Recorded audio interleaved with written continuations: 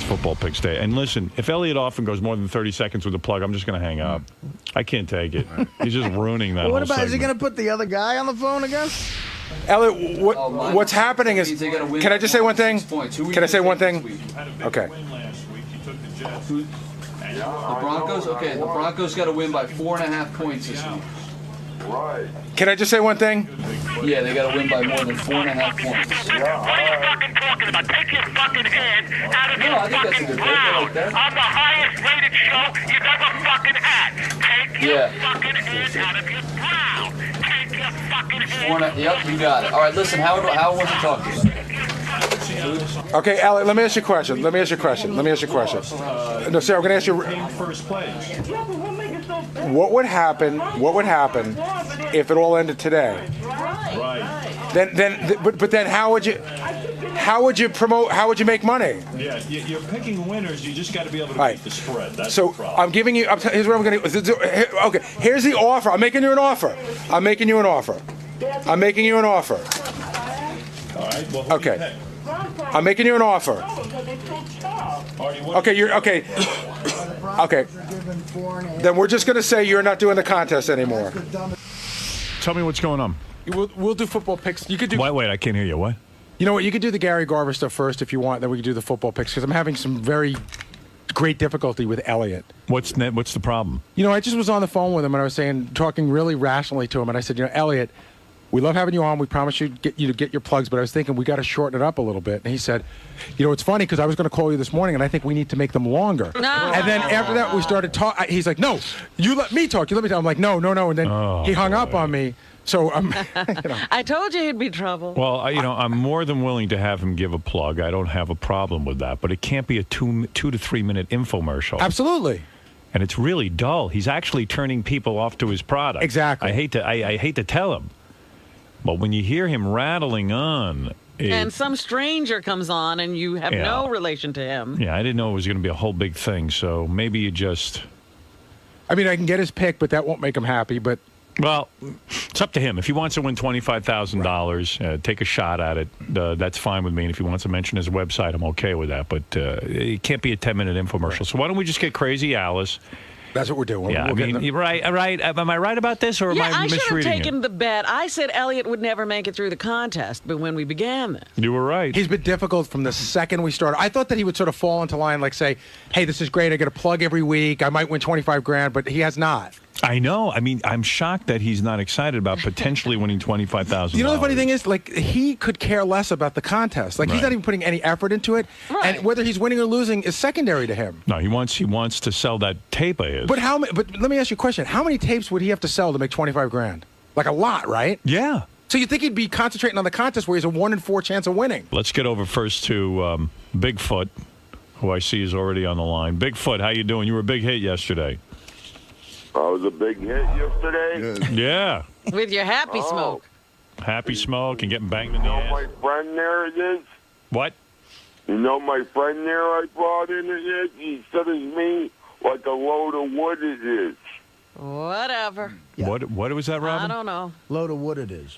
Something about a friend being a load of wood. Yeah, I don't know what you're talking about, Bigfoot. He thinks I'm a load of wood, and I'm tying him down. What's your Guy football? I'm staying with here, What's your football pick? the Bengals. All right, the Bengals. And Artie, what's the line on that? Bengals are giving That's 3 points -3. to the Panthers. All right, given 3 points. You had a big win last week. You took the Jets. And Yeah, I know, and I won. And you're in second place to Crazy Alice. Right. All right, very good, Bigfoot, and good luck with your Bengals bet. Yeah, all right. Thank you. Good seeing you yesterday. All right, that's Bigfoot, everyone. Now, I would say to Alice, this guy just went through $5,000 like it was water. Why should she give him any money if she wins?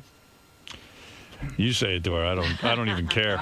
I'll say it to her. I don't see Alice on the phone. Oh, there it is. Okay. Alice is on the phone and ready to give her football pick. Hello, Crazy Alice. Hello, Gay Howard. Hi. Hi. Hi, Alice, friend. Hi, honey.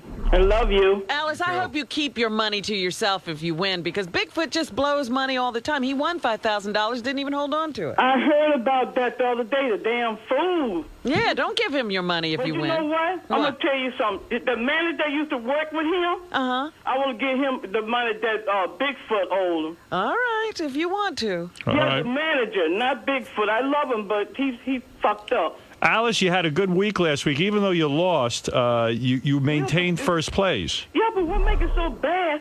The Broncos, they won, but they had the manager with the punch, right? Right. Oh, damn, I keep winning those. I keep getting those games that kick asses. Yeah, you're picking winners. You just got to be able to beat the spread. That's the problem. Okay, so this week, like example, if I pick my favorite team again, they have to win more than 4.5. All right, well, who do you pick? Broncos again. I love them because they're so tough. Artie, what is the spread on the Broncos? The Broncos are giving 4.5 points to the Browns. I got it made. And that's the dumbest fucking pick I've ever heard, you asshole. How you get through that door every day? You get green through the door, you fat Good pick again. Hey, you know, I wanted to compliment you, though. I saw you in a movie. You were great as Edie Amin. You were great as Edie Amin in that movie. You should get an Oscar, you fat fuck. You're a punk ass. You're a fucking fat piece of shit. Last week. I said, look at this fuck. And you know what? The Broncos. Why don't you fucking... You gave me exercise to get angry. Yeah, if you win 25 grand, you could feed yourself for a day. So to me, you are a puncher bag to me, fat fuck. No, you're a fat loser. No, you're fucking... You know what? You think I'm fat, you fat bitch. You're enormous. You're obese. You never was skinny. I fucking saw a picture of you. You fat faggot. Where did you see a picture of Alice? I saw a picture of her on MySpace. He's so ugly and fat. No, I saw your MySpace account. It broke the computer screen. And when I was pretty blue, Mrs. Blue yesterday, I almost threw up in my mouth with that fat son bitch putting his nasty tongue down her throat. I felt sorry for Miss Blue kissing that big stinking ass junkie. Who wants to kiss you? When's the last time you were kissed by something breathing? You so ugly, you just junkie. You know, I'm jealous of you ugly motherfucker. I some beautiful people on the street. You're enormous, you're crazy and ugly. You're an enormous crazy woman. You fat, enormous Edie Amin Dada. Ugly bitch mama's ugly like you, your funk ass skin. Fucking Forrest Whitaker looking motherfucker. You look like fucking... You look like Fat Albert. Fuck your mama. You're Fat Alice. You fucking junkie. Hey, it's Fat Alice. So much. That's why you laugh so much. You high on drugs right now, you fat nasty. Look at it. You sound just like your twin. Fat Alice. That's what you sound like. Just like that. You suck. Go pick another loser. You won your last game. You're guessing. You're fucking... Go suck on a dick. Where's the Broncos? They didn't win by that point. I feel like Mel Gibson. Bronco got you by 4.5 points. You enormous, obese blob. You look like the Grimace. You look like everything that you say. You look like the Grimace That's what you look on like, fucking the McDonald's commercials. Junkie. All right, well, you two are never going to get along. I hate that motherfucker. Nah, fuck you, Fat Alice. I felt sorry with Miss Blue yesterday. Yeah. That tall lady. Like a school building on Saturday. No class. Cigarette smeller, heavy drinking, cocksucker. Now, what do you do? Hey, you know what? Don't use a You look needle like you this eat fast. cigarettes. Use a needle. Because you still on drugs anyway, you fat fuck. You still on drugs while you jiggle like a little girl. You're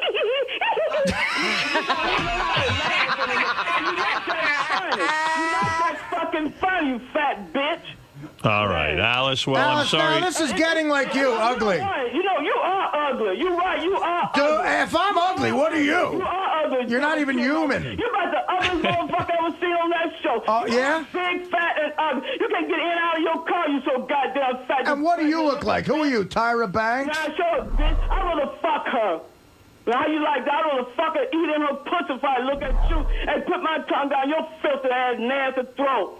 No, we have something in common. I'd rather eat out Tyra Banks than you as well. I'd rather fuck a woman than touch your stinking short dick ugly ass, you big blip. I'd rather fuck a human before you. I'm glad, because I don't want you to know what them with that short dick. Good. I'll bet you fuck anything and come my way. 'Cause I don't want your disease. You look like Ruben Studdard. You like Rosie. You look like Ruben Studdard before the diet. Like her, Rosie. Rosie O'Donnell, you look like her without titties. Oh, you do have titties, you fucking fat bitch. You know, you don't. This was a classy contest every year before you got involved. You're just bringing it in the gutter. Come here, start an argument every week. Fuck you. We're trying to have a nice football pool. You come in here and you yell shit every week. You fat, disgusting, obese, enormous blob. Fuck you. Fuck you and your Broncos. Shove your Broncos up your ass. You won your last game. You fat fuck. You fat fag. All right, you two. Come on. This is silly. You look like a hill of feces with eyes. Oh, my goodness. You look like someone unloaded a bucket of shit. Artie, you just went over the line. I mean, Alice, he just went over the line when he said you look like a pile of feces with eyes. That was ridiculous. He just said you look like a pile of feces with eyes. He went over the line on that one. No, he went over the line talking about his mama. You look as if someone stacked pieces of shit bricks and carved out two fucking spaces for eyes. You hate yourself. You look in the mirror at yourself. You look like a shit pyramid. That's what you look like, bitch. I love Mel Gibson. What you gonna do about his fat fuck you and Mel Gibson. No, I don't want to fuck you. Can I fuck your sister? Can I bury my face in your sister? Now you've crossed the line. There you go. My sister doesn't date piles of shit. Tell your sister come down the studio. I will bury my face. Maybe you can find another. Maybe you can find a male pile of shit with eyes to date. I won't come nowhere near you. I will cut your throat, fat boy. Oh yeah, try it. I have that on tape. That's a direct threat. I have that on tape. That's a direct threat, honey. You'll be back in the fucking slammer. Come on, fat. Like the rest of your family. Because of a cocksucker like you. I hate men. Try it. Come on up. Why don't you fucking... Why don't you get a crowbar and somehow get out of the front door and get on a plane and get here? Why don't you grease up the front door and fucking sneak out? Turn sideways, see if you can get out the front fucking door. Grease up the elevator, get in, and then somehow get on a plane that allows stacks of shit with eyes in the cargo part. Fly to Newark and I'll beat the shit out of you. You are ruining the football pool, Alice. You have ruined everyone's day. Once again, we tried to have a nice week of football. All right, thank you. Oh, y'all have a good day. Bye, friends. Bye, Alice. Bye, Alice. Bye, Alice. Bye-bye. I'll see you. Thank you. Oh, my goodness. Yeah. Well, you two have a feud. You think? She's the great. What is it, Brian? Hey now, Howard. Hey, you got to keep Elliot on. I want to keep Elliot on. I asked him to cut his plug down a little bit. And also, if Crazy Alice wins this football pool and you have her in, you're going to have to hide Artie. Oh, my God. It'll be huge. What is it, Gary? I have a sad announcement to make. What is it? It looks like Elliot is no longer in the contest. Why? What happened? I know it sounds crazy, but I couldn't reason with him. I really couldn't. He didn't understand. His big argument was, why does Crazy Alice get 19 minutes and why is he being limited? Because she's not plugging. She's not plugging and she's entertaining. Right. And I said, when you're plugging, you're not entertaining. And that made him go crazy. How he's the biggest fucking guest on the show for 9 years. Fuck you. So I kept calling him and he kept hanging up on me. And I said, Elliot, if you can't do this, I'm going to have to say that you're not in the contest anymore. And he said, fuck you. I don't need your money. And he hung up. Wow. So we talked. This is as big as Dancing with the Stars losing that country singer. We're experiencing the same thing. Now what do we do? Well, I have an idea. What? Because we talked about it in the meeting. The two people that we talked about also being in the contest were Eric the Midget and Jeff the Drunk. So I couldn't get a hold of Jeff, but I have Eric on the phone. Why don't we give Elliot an hour to cool down? Sometimes he gets completely crazed. Let him think about it. Let him relax. Elliot Offen, good. Are you prepared to do your football pick? Stern, listen to me carefully. I was just telling Will Murray, look, I'm not in the habit of, like, saying things I don't do. Remember, I'm in girls' G-string lingerie in front of the fucking world, so I'm going to do whatever I want. I went through the whole fucking world, right, to get what I want, and that's what I'm going to continue to do. Now, look, here's the situation. Dellabate's trying to fucking rip me off for my 25 dimes, telling me he doesn't want to honor my promotion, my regular size promotion. That's right? not what he said. He said. Let me finish. Well, you don't let anybody talk. You don't let anybody talk, Elliot. Let me go first. That's exactly what the fuck he said. This is the problem. That's exactly what the fuck he said. The oral contract says, give me my full promotion and my football pick every week. Otherwise, I take Dellabate's fucking ass into court today with a summons and Take him into court all you want. Who cares? Get a fucking lawyer and defend yourself. Get a fucking lawyer and defend yourself. Get a fucking lawyer. Summons You know what's great, Elliot? I have the conversation recorded, you fucking gay motherfucker. 5 times. Summons and fucking complaint. You have it recorded? I do. I record when I talk to Elliot because I'm aware of his insanity. Fucking contract. Breach a fucking oral contract. A breach of Elliot, you're impossible to deal with. We tried and tried again. Listen to this. Right? In a fucking Play this sling. in court. I put your fucking ass. You've been there before, right? You've been in fucking court before, right? In fucking court before. A 25-dime litigation, right? Give me what's fucking common to me, right? Give me what's fucking common to me, What right? a Elliot, fucking Elliot, maniac. don't you have more elderly people to run over? Go fuck yourself. Listen, go for it. I'll have you in fucking court. You'll be defending yourself. You can't take me to court because you'll be in jail in 6 weeks, you fucking prick. Right? Take your fucking hand out of your fucking brow. Give me what I have coming. We gave you what we gave you what we promised you. Where you breathe. I fuck you where you breathe. I fuck you where you breathe, right? I fuck you. Yeah, go take another hairbrush in your ass. Right? I fuck you where you breathe, right? Okay, right? Violet stuck a hairbrush in my ass. Buy it. Breathe, right? Give me the full promotion, right? So now Just like you said. Now you've said what you've had to say. Just like you said. See, this is when I get on the phone, Howard. You can't even talk. You can't talk to him. Honor your fucking contract. And you're not getting 25. You had to win 25 dimes. We're not fucking you out of 25 dimes.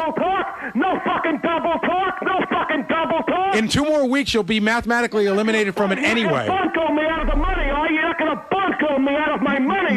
Nobody offered you 25,000. We offered you the chance to win $25,000, which you're doing a horrendous job at. Right, a fucking promotion, right? A fucking promotion. I said you could promote your stuff, not talk about it for fucking half an hour. A promotion and a football pick. Right, the promotion's 30 seconds.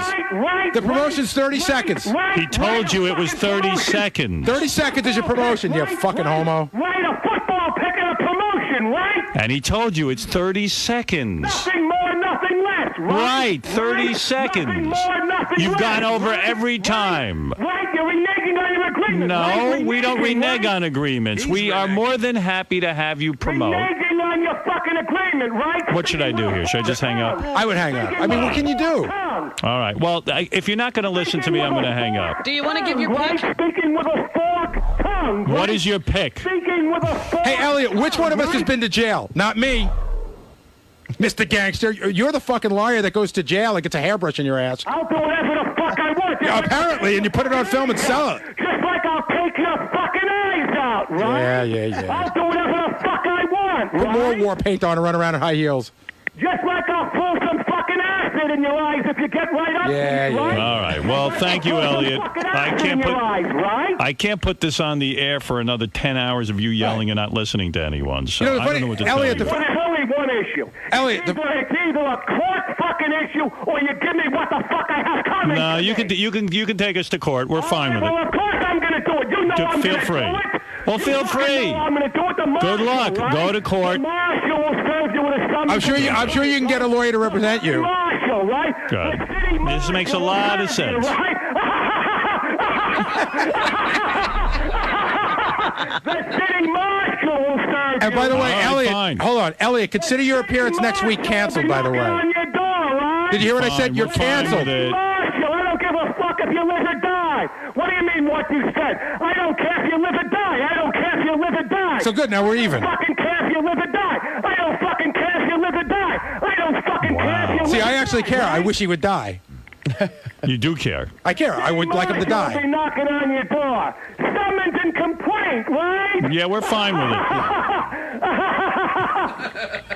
Another case of Les Moonves. Another case of Les Moonves. Hey, how many lawsuits have you been involved in the last year? I got the two websites, Howard. I hear that the website that he's promoting is not even. Right. He's got two websites suing him. He's got the landlord suing him. He's still dealing with the accidentally run over the elderly woman case.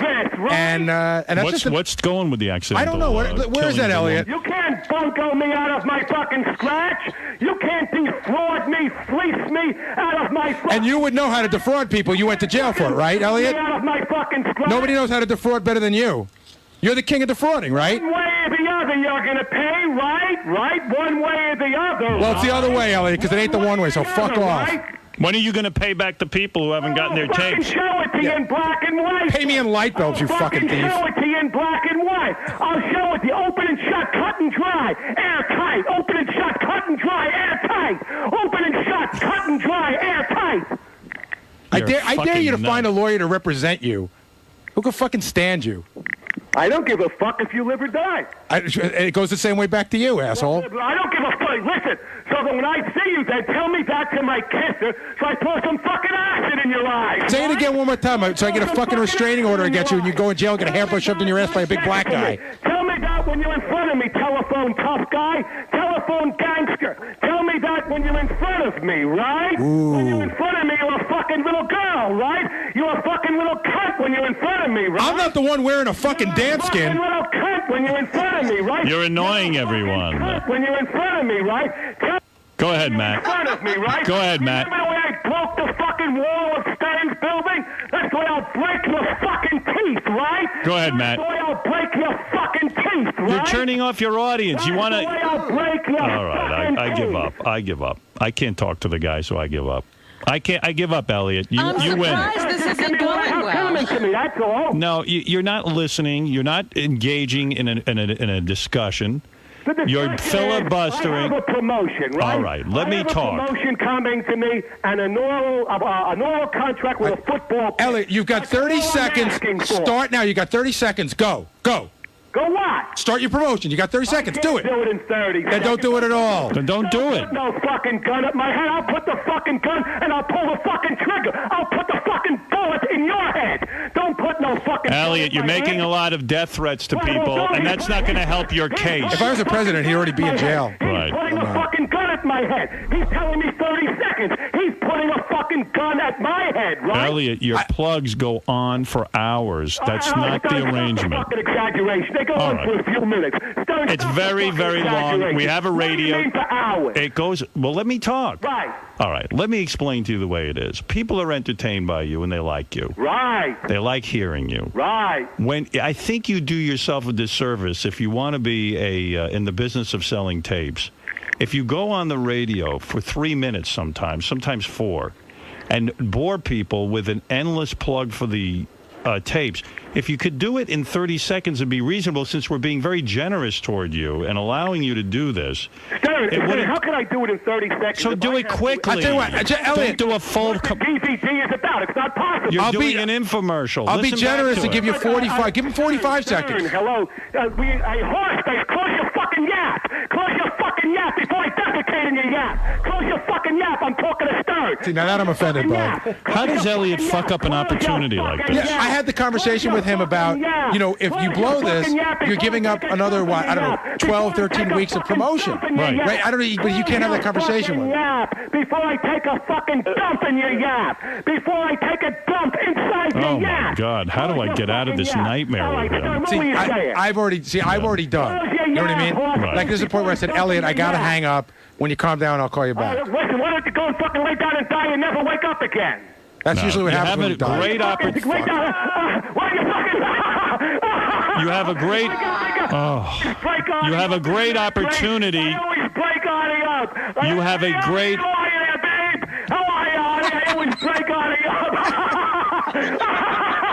You have a great opportunity to win $25,000. Right, I always break Artie Lange up. How are you, big guy? How you doing, Elliot? I love you, buddy. Elliot, you're just boring everyone.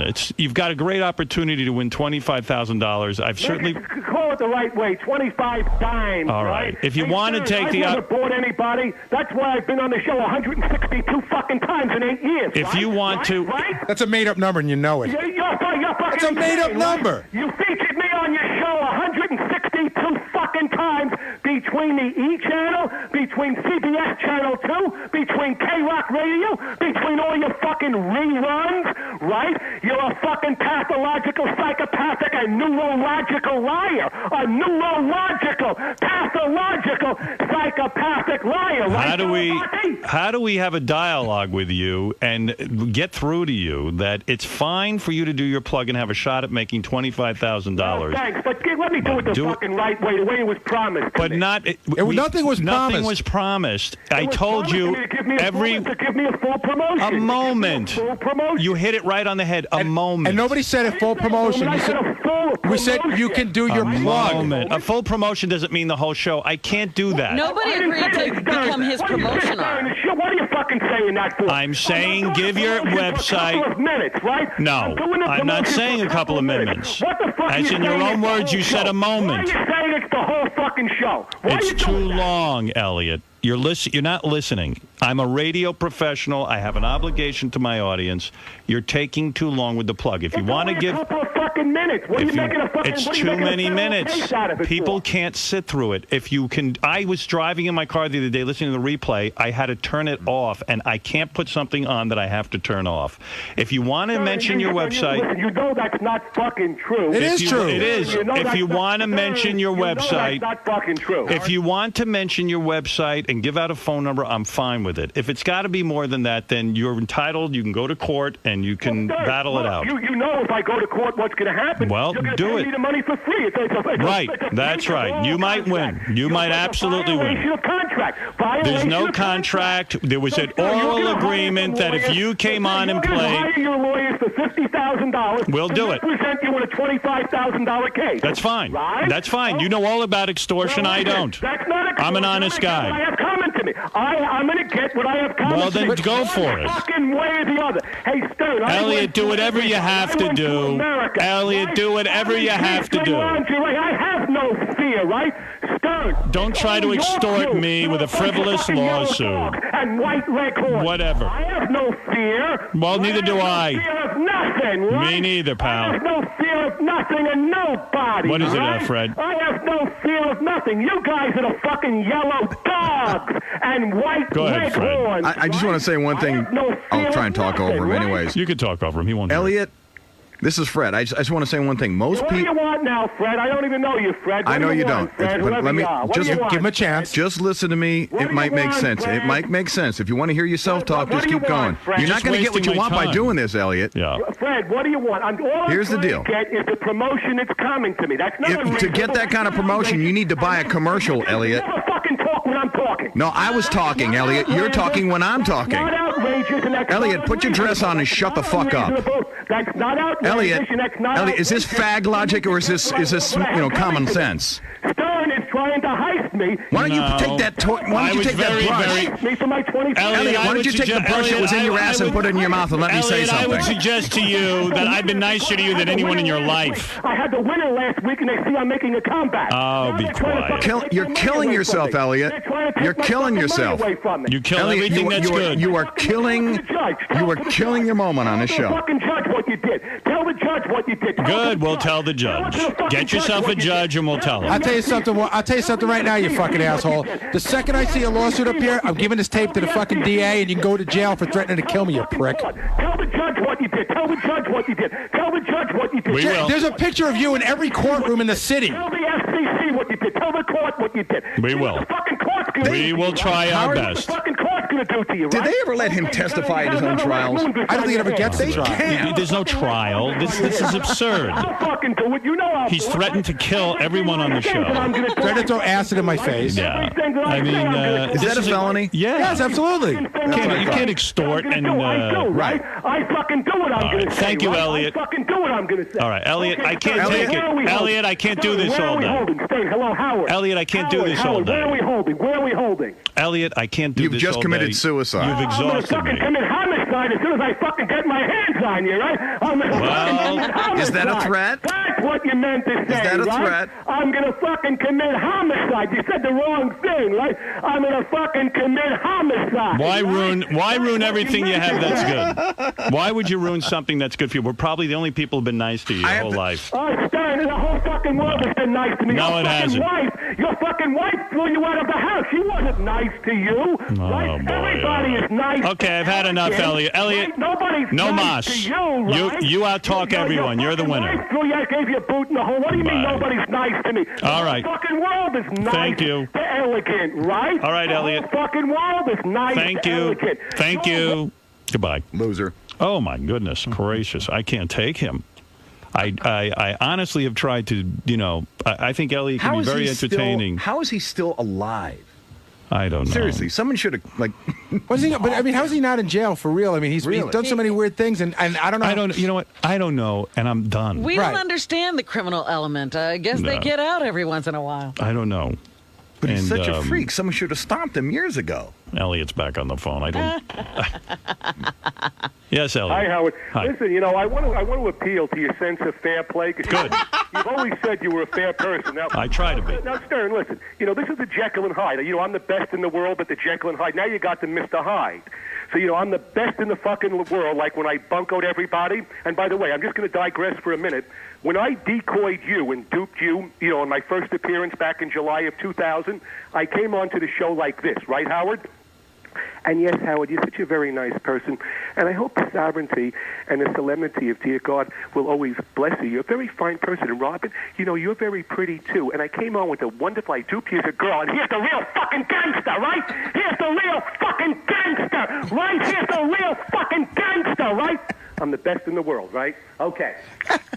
Now that that's been said, right? Now that that's been said, let me give you the Mr. Hyde now, the Jekyll and Hyde, like when I broke my wife's first fingers, all her fingers, not first, the first and last fingers, right? Stern, are you there? I'm listening, but I'm getting bored. You came to me at 7:30. Dellabate came to me, like the last minute, right? The 13th hour. Right. And you said, listen, let's shorten your promotion. Now, that's not fucking right, right? What's wrong with it? Why? Let me.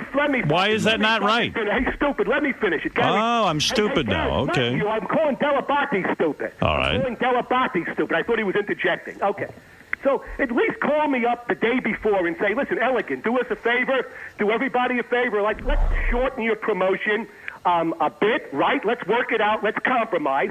Let's reach, a happy resolution and satisfactorial conclusion, right? That would be. Did you try to do that, Gary? No, we tried to call him this morning, but he doesn't. He doesn't pick up his phone till 7:30 on the dot. All right, that's fair enough. Like we tried to call him early, he won't pick up. All right, so 7:29 this morning. Okay, so what's so hard about tightening up your plug? Howard, I have everything. Howard, you're asking me. Let me answer the question.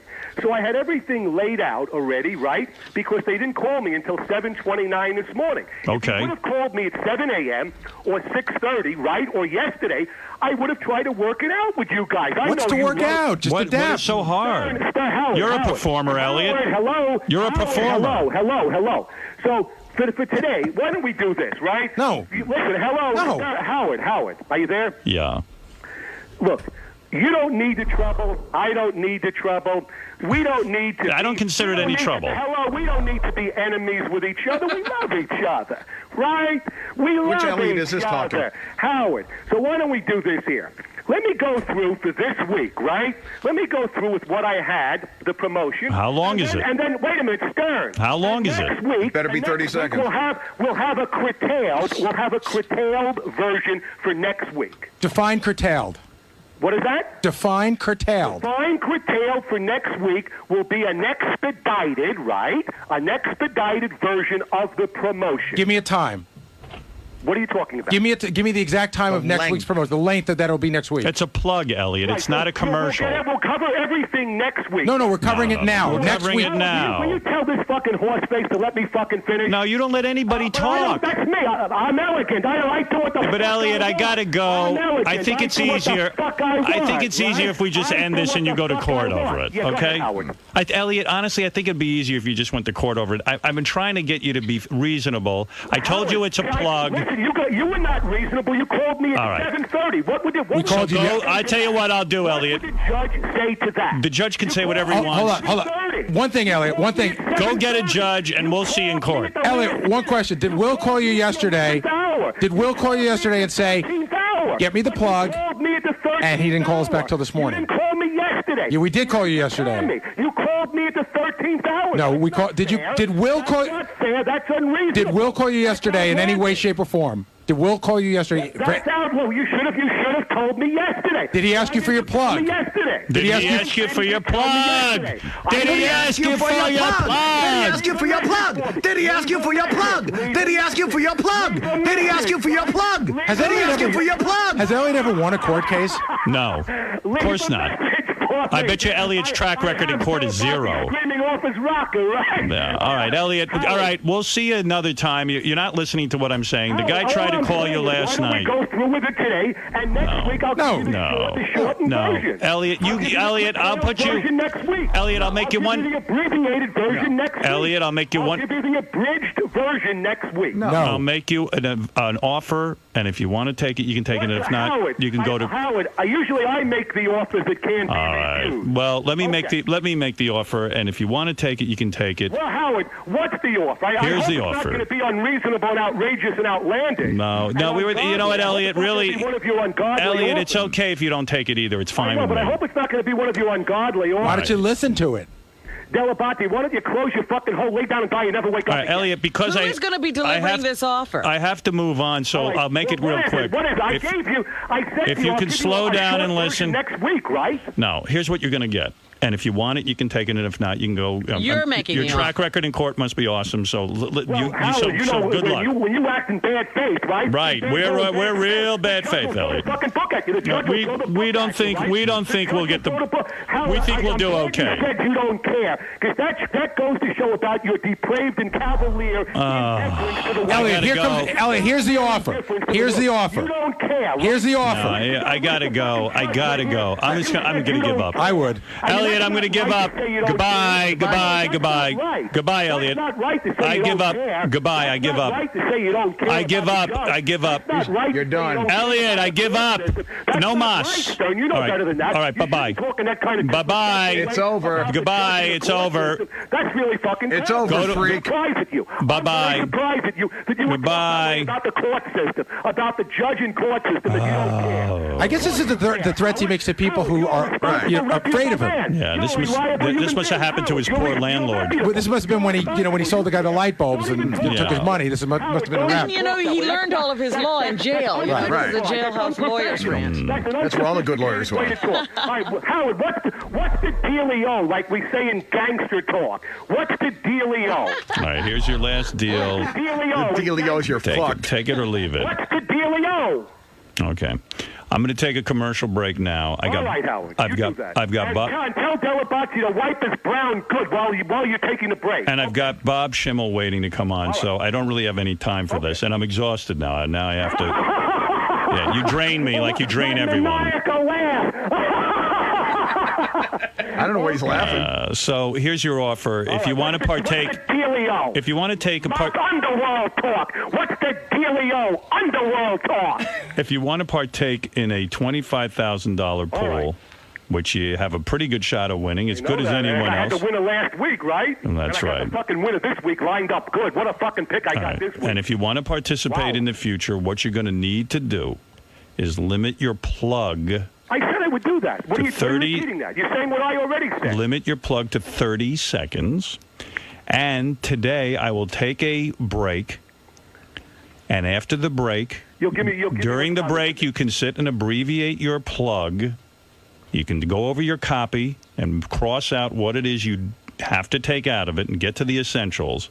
And then you can But participate. Howard, for today, everything is the essential. No. I'm running a one-in-a-lifetime special. Can you do it? Can you do it in special. 45 seconds? What is that? Can you do it in 45 seconds? Howard, listen.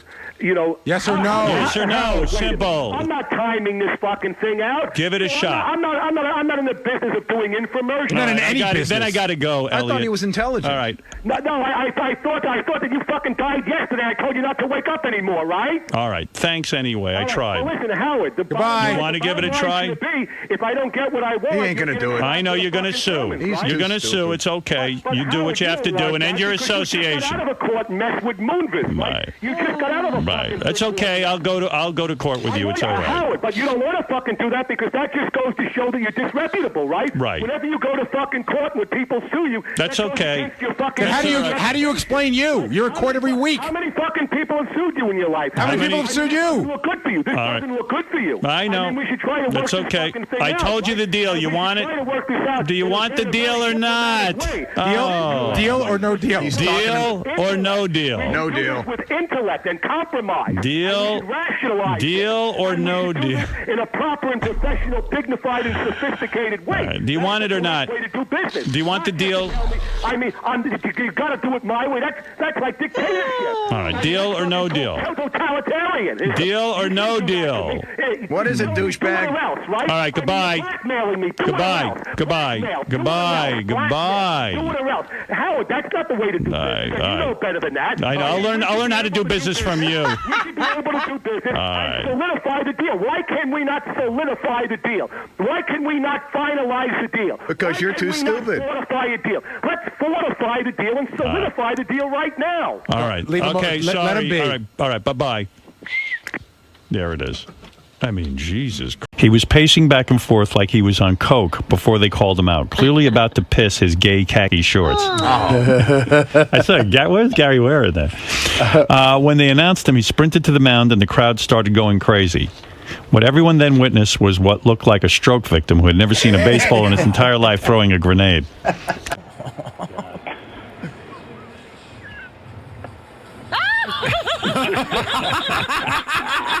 Yeah. Here's Gary from another angle. You see, he didn't pick up his hand high enough over his head or something. And it releases too early. And now he knows the pitch has gone bad right here. Ooh. There's a beaten man. You look like a beaten man. The ball didn't even come close to the catcher, hitting the ump in the chest, who was standing about 4 feet to the catcher's left.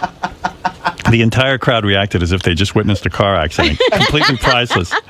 I'm sure Ryan Seacrest is laughing his ass off somewhere, watching Gary trot off completely humiliated back to his equally humiliated kids. Nice job. Oh, poor Gary. But history has shown that there have been major league pitchers that have this problem. What? There's been a lot of gay pitchers, I'm sure. At least he hit the plate. At least he got it that far. What plate? The umpire had a plate in his head? Ross, you're being too good of a friend now. Come on. I mean, I love Gary too, What's but wrong with being a friend? Gary, come on. I'm doing my job. Unfortunately for me, Artie, I threw this pitch 2 weeks after Artie came out of his drug-induced haze. I think it's better when he fucking slept through my shit. I would have been calling you a fag in my sleep. I think Artie's taking a minor degree of joy. I think he's taking minor. A minor degree. You're some judge of.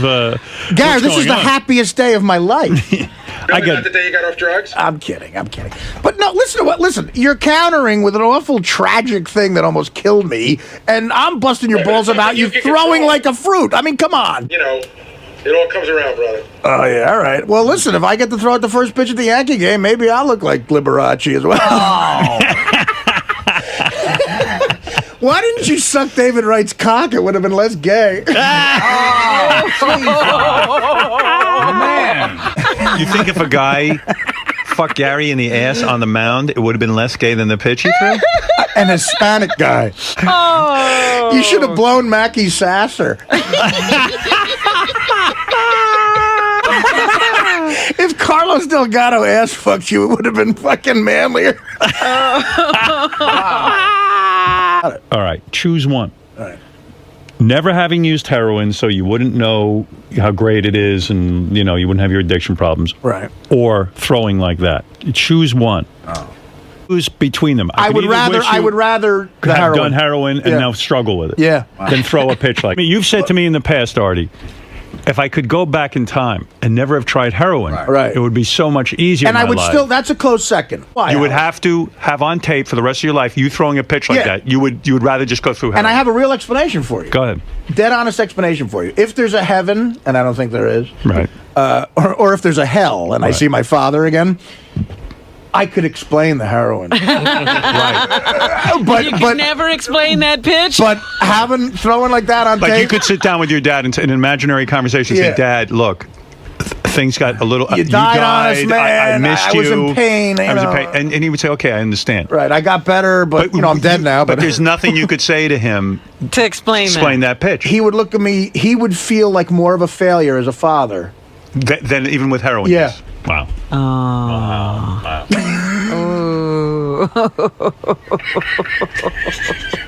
Am I supposed to respond? I'm waiting. You believe him, Gary? Listen, if that's how he thinks, then his priorities are way out of fucking whack. Oh, there's a bulletin. Let me ask you something. Do you think your father, Yeah. if you could say to him right now, Dad, your accident never occurred, you never would have fallen off a roof. Right.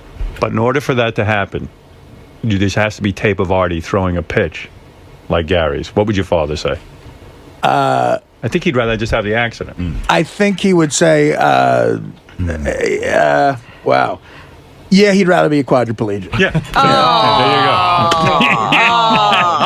I just know my own man. Come on. But Robin, I had to think about it. Because my father, as a quadriplegic, would have thrown it better. Artie, do you really believe that? Yes. Yes, I do. I know my dad. I know my dad, and wow. What you're really saying is your father, because inevitably it led to your dad's death. So what you're saying, your father would rather be dead than see that. That's what I'm saying. Yeah.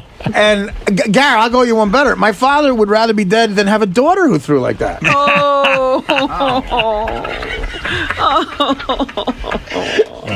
Anything from his loins that threw like that, he'd rather fall off that roof again. Every day of his life. Every day. All right, this is the last question. I really want to answer this is out. Howard asking, so whatever I just want an honest answer. Just be honest. Like, All right, be honest. I've been honest the whole time. Your beautiful sister, Stacy. Yeah. Would you rather she marry OJ? Or marry a guy who threw a pitch like that? I'd rather. Well, OJ was a great player, man. Right. The man was a great athlete. I mean, he made a mistake. He is a little dangerous, Artie. Or marry a guy who throws a pitch like that. Yeah. He has a bit of a history. So a black guy or a fag? No. A guy who might beat or kill your sister. I'd rather her marry a gay guy. You do? Yeah, because OJ killed somebody. All right. I don't want OJ killing my sister. Right. But Howard, you see how hard I had to fight for that one? Right. Yeah. Why don't you throw your BlackBerry somewhere? It won't get hurt. You want to come in and throw it at you now, see if I hit you? Then you might use it and score some drugs. Yeah, throw it at me. You'll hit Fred. Yeah. Or I'll catch it like, it's a chick playing badminton or something. By the way, I just heard on the wrap-up show, Booey has some small desire to throw another first pitch. What? Yes. I mean, that's what I said. What? I was like, what? I can't imagine why he'd want to revisit the single most humiliating moment in his life. Oh, yeah, I got it. Have you seen it? Yeah. Oh, my God. One more time. Harry, one more time. Oh. And you notice how natural Jimmy is? Yeah. And then how awkward They should have stopped there. One more. Come on, guys. Should have stopped already. And say, I give up. Oh! See? The third one's the best. He wiped throws out. the glove at Jimmy. He wiped out the whole audience. Then he's able to hit Jimmy. Yeah, that you were able to do. I did it in high heels on the Jimmy Kimmel show and had no problem putting That's it right true. in Jimmy's glove. I know. And I didn't practice. I don't throw balls. I don't do anything. He's got the Gary mask on. You're on the air.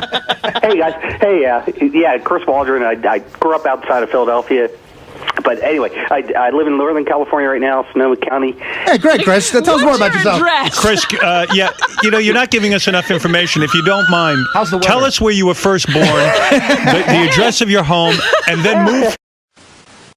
Dan, the song parody man, sent me a long letter. As you can see, it's small typed in a full page about why he is innocent in all of this with Artie and explaining himself. Dan, can I just say something before we start? Go ahead. I'm not mad at you at all, Dan. I'm not, believe me.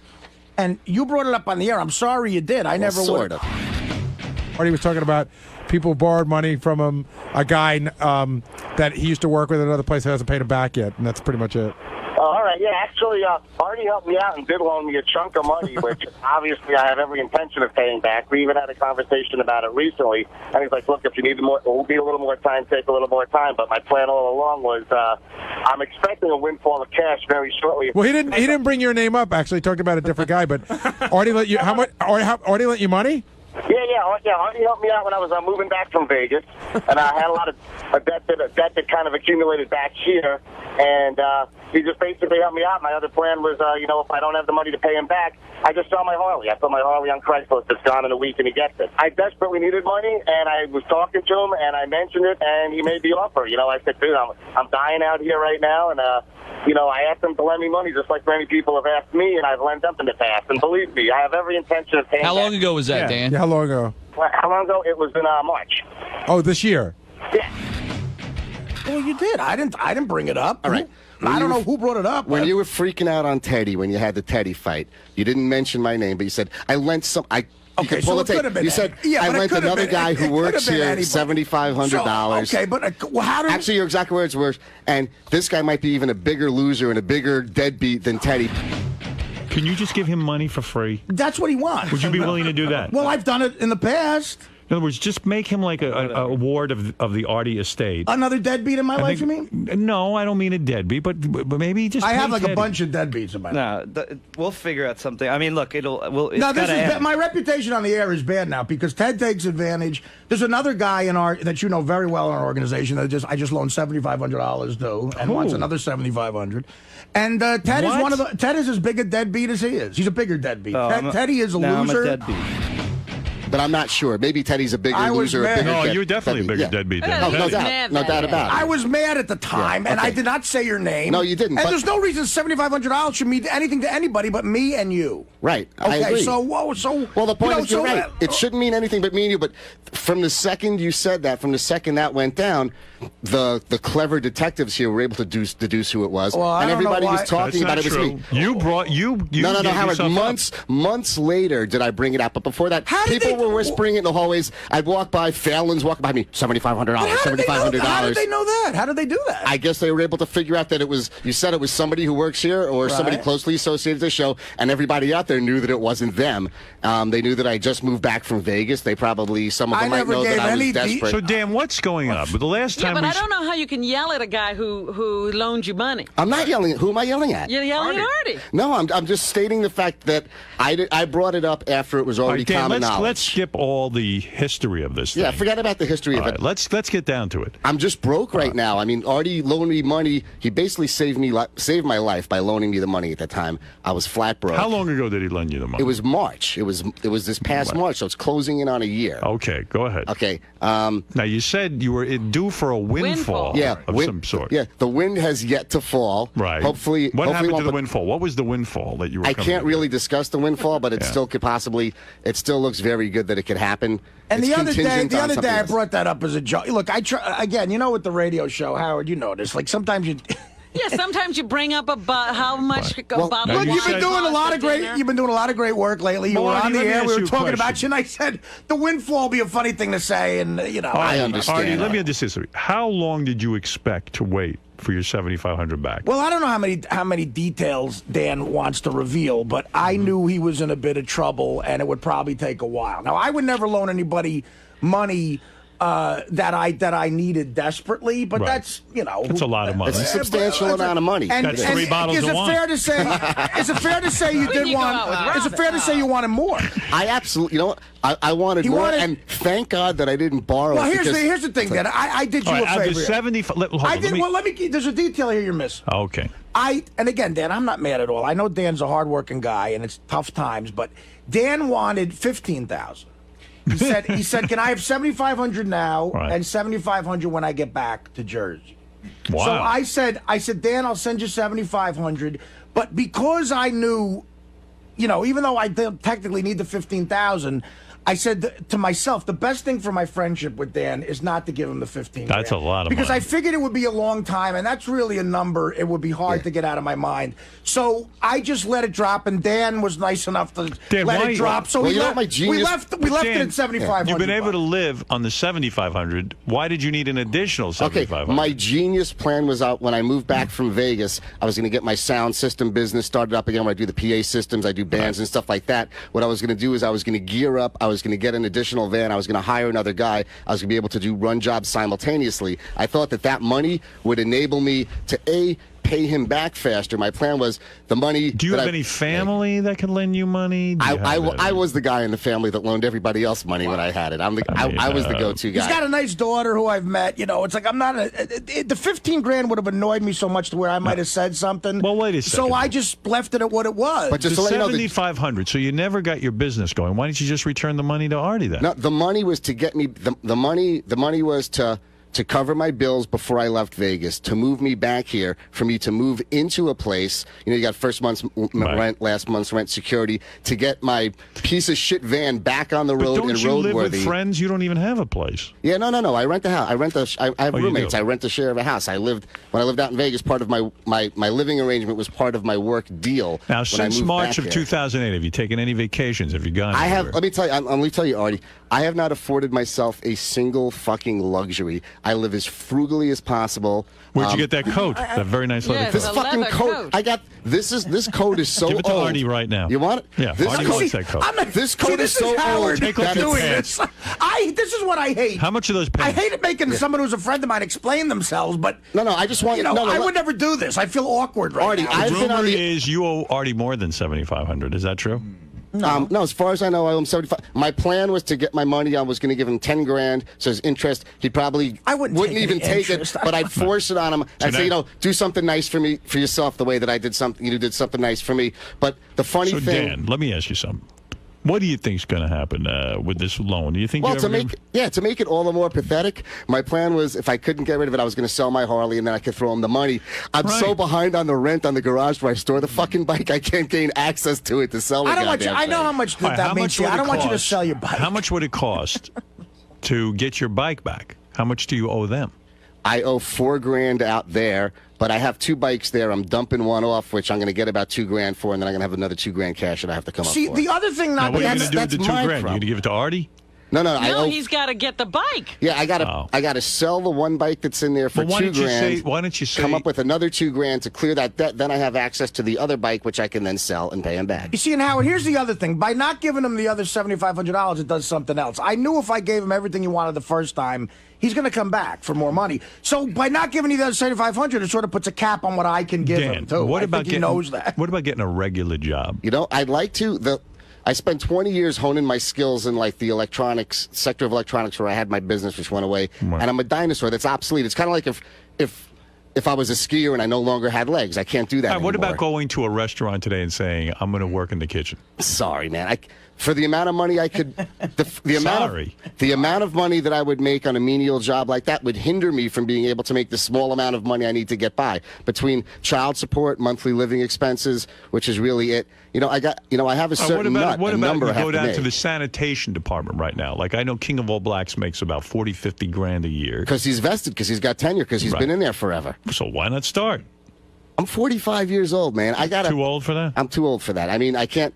If I could start at the bottom, I mean, an entry-level job where you don't have skills. What about working at a motorcycle shop? What about that? What about you? I don't have the skills to work on other people's bikes. What about a salesman at a store that sells motorcycles? You could sell knives, all that. You have knives. I could use them too, but.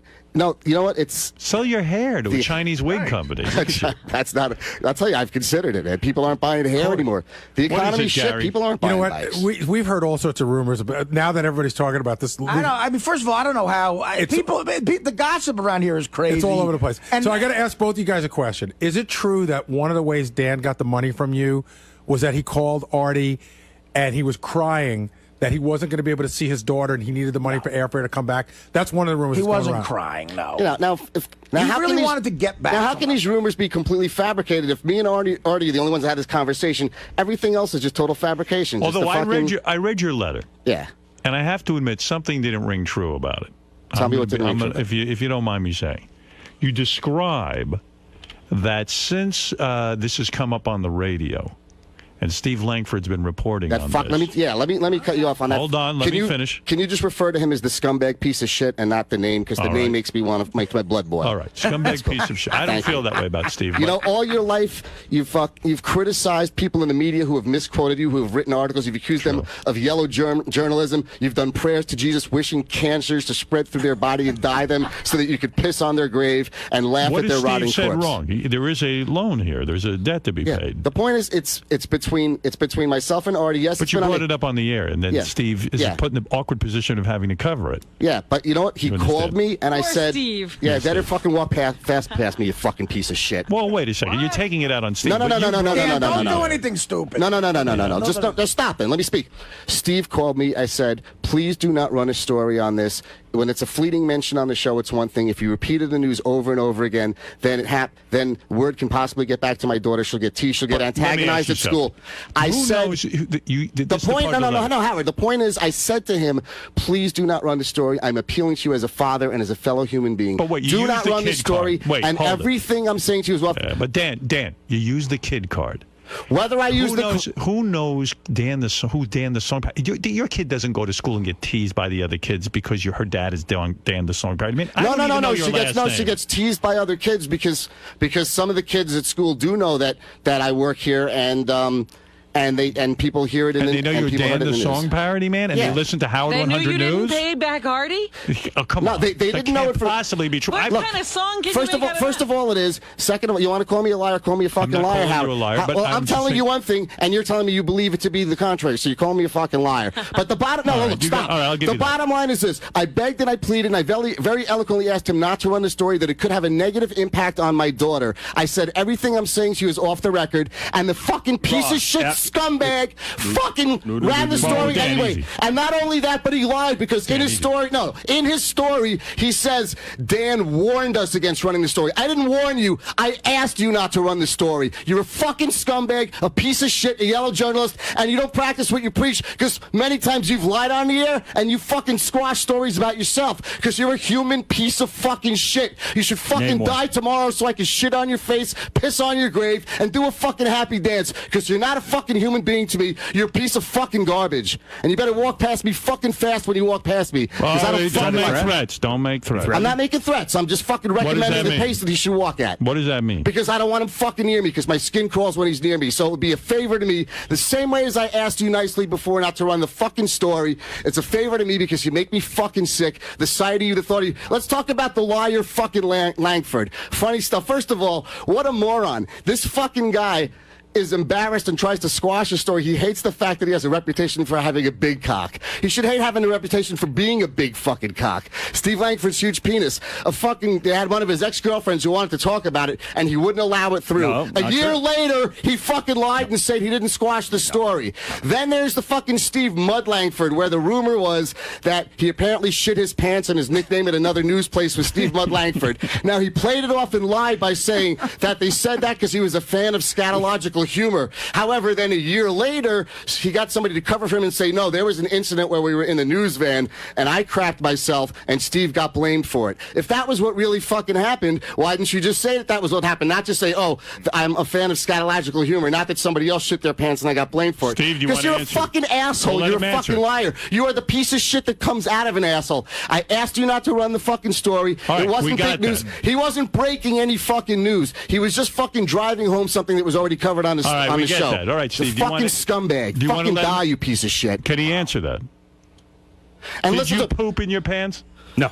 You did not? No. I would like to be able to tell you that I did, but I didn't. No. See, it's physically impossible for a piece of shit to take a shit. Either you can take a shit or you are the shit. Do you want to respond to Dan's charges? Well, it's interesting. Dan says clearly that he wants to bury the story. Why is he on this radio show right now? Because you've already fucking blown it. It's been on the air. No, and he's already... That's not... No. Why don't you fucking address the fact that we had a conversation? I told you, Yes, asked you not to absolutely. run the story. Right, but I don't take requests. Did I warn you not to When I run... covered the news... Did I ask you to not run the story, or did I warn you to run the story? Because in your news story, you said, Dan the Song Parody Man warns us. Dan the Song Parody Man cautions us. Did I ever warn you or caution you, or did I ask you? Because saying I warned or cautioned, which sounds like I threatened you, makes for a better story when you don't have a fucking story. When you're a fucking piece of shit that tries to blow things out of proportions. Well, we're not getting anywhere. There's so many inaccuracies. He makes Tom Chiasano seem fucking animated. It's like if they took a fucking robot. But you're mad at the guy. And cloned it with a piece of shit. You'd have fucking Steve Langford. It's like they took a robot and they had a fucking did a poor job of trying to program it to emulate human emotions. Dan, I like it. Here's my recommendation. Next time, don't bring up on the air that you're the guy who borrowed $7,500. Howard, it was already out. The bitches in the office were already talking about it. When Artie was talking about No, I'll tell you what, I would never, but people would ask me and I would just go, I don't know what you're talking about, and it would never have come on the air. But every time my name came up, did Howard not get a note that said, oh, doesn't Dan the Song Parody Man owe you and money? I would say no, and then it was end of it. That's Howard, it. believe me. Listen to me. It would never have been this way. As mad Dan. as you are at Steve, and I understand your point. Guy got it. He's a piece of shit. I told him it could affect my daughter. He ran the story anyway. He wasn't breaking any news. All right. He was just repeating what was already said on the air. I asked him fucking nicely. What we did was we called the individual involved here, which is what reporters do. All right. So here's the thing. Right, and I said, I'm not authorizing you to tape this. No, anything. you did. Yeah, we I did said, not do not tape this. We did not tape the interview because you would not go on tape. However, we did quote you. Yeah, which is what reporters No, do. you didn't quote me. Yes, we do. We got Steve, it right here. Yes or no? Did you say in your piece that I warned you not to run the story? Here's what the story says. Because you can repeat the piece. Here's what the story Let's says. hear what he said. The story says Dan refusing to go on tape to comment about Artie mentioning the Lange, the large lingering loan he still hasn't repaid Lange, and the Song Parody Man warning us not to blow up, sensationalize, or glorify. Warning the us. story. Did I warn you? What is a warning? Yes, not to glorify, sensationalize, or blow up the That's story. pretty close. No. That's bullshit. A warning means the news. you better not if do you this. Don't like the I news, asked him. I did not warn him. There's a difference. When you fucking say that somebody warned you. You're getting worked up over the like all these No. ass. It's just a no. It's an example of the fact that he's a piece of shit scumbag and he's full of shit. That he didn't have story's a fuck. True. What can I tell you? No, the story's not true because I didn't fucking warn you. So shut your fucking hole, Langford. Okay. He's saying ass. Fuck you. Shut your fucking hole, Langford. All right. Don't Steve, ever fucking you can walk leave near now. me. Thank you very much. You. And Dan, calm down. Wow. It ain't worth it. You're a fucking piece of shit, Langford. No, Go that way. Steve, I'm not gonna touch him because I'm not into scandalizing shit like him. You heated up. You're Fuck heated up. outta here. You're heated up. You're heated up. Howard, if somebody ran an article where you asked somebody not to say something and you said that they printed, you warned them. I would point it out. You'd fucking hit the fucking roof. And especially if it was maybe. And especially if you asked them not to run it out of concern for your children, whether the reporter thinks it's a valid concern or not. Reporters write whatever they want. They don't care about your children, and they don't. That's obviously, the bottom especially including the scumbag that you employ, Howard. That's true. He's a fucking piece of shit. He's a newsman. He's a newsman. No. He's a piece of fucking shit. I don't sit I've there helped and that tell the fucking news. piece of human garbage out with shit when he's needed fucking my help. I've seen him working on stuff and given him ways to speed up his fucking research. I've helped this fucking guy out. You think? Now here's what I want you to do tonight. Here's what I want you to do tonight. Cut up your own voice and make song parodies out of it. What is this? Is great tape. This is great tape. I'm sure somebody else will fucking No. jump on it. You need to do this. Can I just touch one more thing? I and think obviously, it'll be cathartic. I look at Artie. I'm like, I say, Artie's my friend. We fucking hung out. We've done a lot of shit. We've had a lot of good times together. I don't have any bad feelings against you. I called you a ton of fucking times, since I've gotten back, and it's the same procedure. I call your house phone, and it goes to the voicemail. Well, you know what I call would you. say. I know. Yeah. Artie's not going to 90% of the people in my life can't get in touch with me right now because I'm a heroin I can't get addict. in touch with him. But, He's a heroin addict. And I felt like a real douchebag. I felt like over and over again that I don't know, you helped me out as a friend, but then you fucking were avoiding me like the plague. Matt is on the. Let's hear from the fan. I don't want to put you in an awkward position where you're explaining it to me. Like, if you had left a message, look, I have the money, meet me here, we'll go get it. Otherwise, it's going to be an awkward. I'm doing it for our friendship. I know. Ironically, it bothers me. I mean, it fucking bothers me every day that I'm carrying. Let's go to some of the listeners.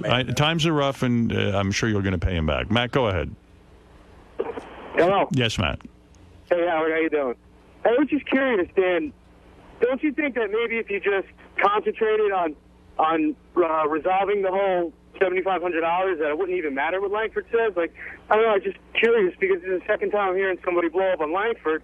Seems like we're kind of tangenting off the... I was going to say that to you. I was going to say that to you. It's more... I work every day towards trying to find a way to resolve this debt as quickly as possible. I got a ton of music here that I'm actually in the middle of restoring and selling. I got vintage Fender amps that are worth like $2,500 that I'd like to just like get rid of one and at least hand that to Artie to give him something. But no, the point is, Matt, I told the guy that if you blow this up and you repeat the story over and over again in the news, that it could have a negative impact. It could get back to my teenage daughter. But when you go on the air and say you're a poon hound and all that, don't you think that could have an impact to your daughter? I said it once in a fleeting moment. You guys have repeated it 1,000 times since then. Is it? Well, you know how the show works. I mean, I also write. But has it affected your daughter? Has anything happened? Yeah, somebody called her a fucking welfare loser at school. All right, Ken, you're on the air. Go ahead. I don't know how they know who you are. I don't even know how they know who Dan the Song Parody Man is. I don't even know his last name. I don't deny that you're telling the truth. It's just, it's crazy. Ken, go ahead. You're on the air. Dan, you're a talented, creative guy, but you're clearly out of your fucking mind here. How am I out of my mind? A lot of talented guys are out of their mind. Well, this is an extreme case because Steve Langford is an piece of shit. extremely talented, professional guy, and you can't get past the name calling. No. He's not talented. He's not professional. Yes, he is, man. Call up my naivete that I said to him 4 times. This could have a negative impact on my daughter. I'm not giving you any breaking news. You're not breaking a story. You're just going to be repeating what's already been said on the air. But the negative impact on your daughter is borrowing $7,500 in the first place. Yeah. No. It's the fact that they're running it on the news over and over again and increasing the exposure of it. But if you didn't borrow the money, it would never be on the news. The point is, but the point is, look, I'm not judging somebody. And don't go on the air saying you're the guy who's owed the money. Then you wouldn't have any Steve Langford or any impact on your daughter. I wish that was the case, but that's all right. But that's my point over and to done you. with. The point is, I asked the guy very nicely, and I told him why. Okay. And he Karen? chose to run the story anyway, despite the fact that I told him that it could have an impact on my child. All right, Karen, go ahead. You're on the air. Hi, Howard.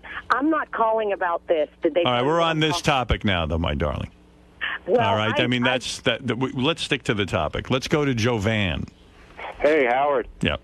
Good. Dan's great. He's a smart guy. I love Dan. And you know, you got to appreciate him how far he got. Just a funny story. Back in the old days, we used to play hockey with him. Jovan, hey, man, I was thinking about you the other day. You're the best. How's it going? Killer defenseman. And the funniest story, we get shellacked on the ice. He gets back in the locker room. He lights up a cigarette. He goes, man, we fucking suck. And you're just sitting there like... Do you smoke cigarettes? Oh, that's the other thing. I was trying to figure out if Where are you getting money for that? If I didn't smoke, I take it out of my food money. I'll fucking smoke instead of eat.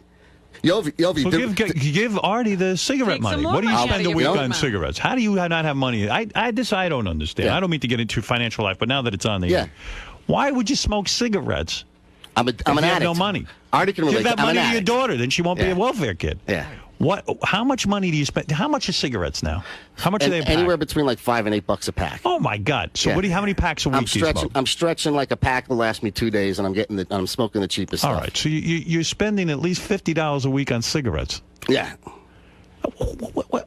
Dude, if you gave him $50 a week, you'd be paid him back already. Yeah, for a year. What's $50? 2027. What's $50 a week times 52 weeks? Robin, you're a math major. 2,500. 2,500 you'd have. Yeah. Then you could get your bike out of hock and pay Artie his money. That's about a third of what you owe. Hey, Jovan, back in those days. I want you quitting cigarettes Back in those today. days, would I put up like the whole $6,000 for the team fee and then wait for the guys over the course of the season to pick it up because I had money back then? Yovi was a great defenseman. Listen to me. Quit smoking today. It's over. Oh, God, I wish I could.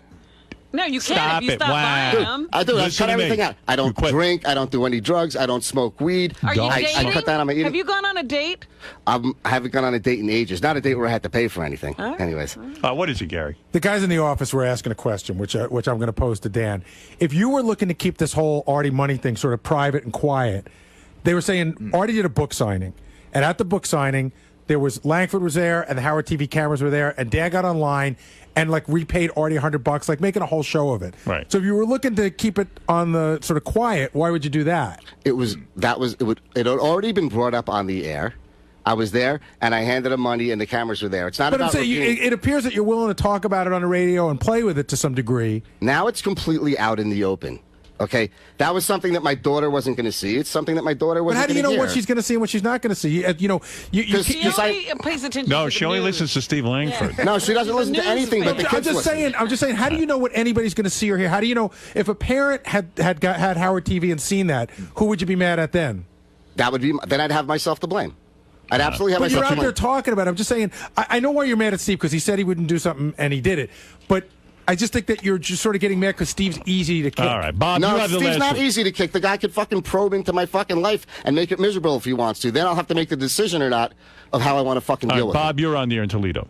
Hey, how you doing, Howard? Hey, this is for Artie, and ask the song Parody Man to be quiet. I'm going to put the truth out about him. Let's hear it. They sold them bikes at auction because of that storage. He has no bikes. He's lying out his teeth. They were sold a month and a half ago. Okay, describe the two bikes. Tell me what type, and then I'll pull the registrations out of my pocket. We'll see if they match. Well, pull them out, Dan. I ain't going to describe them. They weren't that hot of a bike anyways. One went for $6,500, and the other one went for $1,100.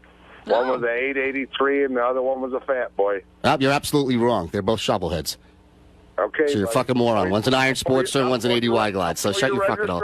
Out, Paul. Yeah, it's another fucking ass. Yeah, it's another fucking asshole talking shit. Registration. Didn't I ask you to be quiet? Yeah, but that's too fucking bad. Be quiet so you can fucking lie. You're a shitty caller. You tried to call in and be funny. You suck. That was your fucking angle to get on Howard's show to say that they sold my bike at auction? You fucking go to fucking hell. I pay my fucking subscription. Don't owe Artie nothing. All right, let's go to Sam. You have the final word in California. Go ahead, Sam. Yeah, I want to know the storage name of Dan's storage lot, because when they do get posted in the newspaper and they do come up for auction, he's $4,000 behind on the rent. I don't believe it. I want to buy them. So what's the name of the storage unit there? Yeah, like I'm gonna fucking tell you, it's through an individual. It's not a storage unit. It's a garage that I rent with a couple other people. One person has their name on the lease. The rest of us pay our share for the garage. All right, listen, Dan. I hope the financial situation gets better for you. That's Hopefully, number one. I got this. Hopefully, I'm doing this tour. This tour with the people I work out with in Vegas. I got a tour coming up, and I plug that so that you can get back on your feet. Where are you going to be? So Beecher's Madhouse. He's booking a casino party tour that's going on in all the different casinos outside of Vegas around the country. You can check out BeechersMadhouse.com. And just one more quick thing, Artie. Was it just an oversight that you didn't invite me to either of your parties this summer? And I don't want to be a douche, or was it like that? No, you were. I didn't formally invite anybody. It was like there weren't invitations. I don't know. Like I said, I felt like you were. No. I was 10 minutes away in fucking Long Branch, babysitting Sounds like my Artie friend's house. maybe didn't want you there. Yeah, No, that's not true. I mean, you know what? I happen to know Artie sent out a mass email. Not a mass email. An email to like send Tracy, email. not Tracy, but some. I don't even remember that you invited anyone. I heard through the grapevine you were having a party. I don't think there was a formal invite. Right. I just said anybody could come. Of course. If I would have seen you, you could come. No, I don't. I'm not like that. Believe me. Look, I don't judge anybody for borrowing money. I know stuff gets shitty, and believe me, a lot of people owe me money. I tell you, and a lot of people have owed me money for years, and I keep it quiet. I'm sorry I brought it up that day with Teddy. I lost my mind. I know. But I can't blame you for and that. I didn't mean to call you the names I was calling you, but it was like.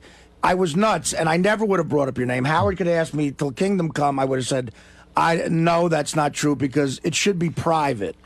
I wish it hadn't come to this. I do. I mean, it might have been eating away at you. So I was talking about another guy who owes me money. I know. Yeah, we're going. And look, by the way, this other guy who owes me money. Yes. Everybody here, they're like Sherlock Holmes. Everybody here figured out who that was. Oh, yeah, I figured that off the bat. Too. Okay, right. Okay, so you work here. You figured it out somehow. And have you figured it out, Howard? He knows who it is. I have no idea. He told me, and I don't know who it is. I swear you don't. So in other words, so that guy all of a sudden got the guilt and is texting me every 5 seconds, and you know what? It'll never come to this. You know why? Because I'll never say his name, and he probably won't either. Right. You should have just not said anything, man. Well, you know That's what? it. Let me just. I mean, I'm sorry. Who would even know? Yeah, No one would know, Dan. I've been on both sides of the lending. The first time I've ever borrowed a large sum of money is from you, aside from the mortgage that I took out on the house. That Lucky you, lost. Artie. But from being on the other side of it, okay, and I know how much it could piss you off if you think I'm going out and I'm spending money and just like that would be a big F you to you. I got people that I've lent way more than than you lent me, who've never paid me back, who've sold their houses, and I know they've profited over $100,000 on their house, bought another house. Then well, while let's go get them. Right. And then hunt them down. And then while I was losing my fucking house and needed money to keep it out of foreclosure, this scumbag was putting in a fucking pool in his backyard. You know, while he still couldn't pay me back, you know, the 10 grand. So you are not doing that. I'm never going to be that fucking guy. I would sooner fucking kill myself. No, I know you wouldn't, Dan. Right. Believe me. But you know. All right, let me wrap this up. I don't want to put Dan on the. Now here's just another offer for Artie. Since this tour is getting booked, and I'm going to be doing a ton of work on it.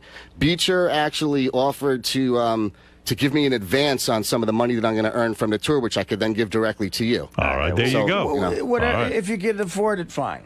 Yeah. You know, all right. Don't get yourself. But thanks, man. Again, the most important thing is you know that we're still friends. Man. We are. I'm not. Believe me, we're friends. Do you want Langford to do a story on this today or no? No, I want somebody else to do a fucking story on the passing of Steve Langford. And I can fucking Dan, do a this happy song dance. man, super talented guys. You heard he has just put together another hit song, "Everybody Douche Now," featuring Tracy. And I have to say, Dan, you are a super talented guy. Thank you. And yes, you will get back on your feet. What sucks about money and you is, know what? You don't have to pay Artie back ever. I'm sure. No. What sucks about money is, like, you know, I don't need money now. Yeah. But everyone here has seen my violent streak when I get mad. God forbid I ever do need money. Because, you know. Good luck. I'm going to go looking for it.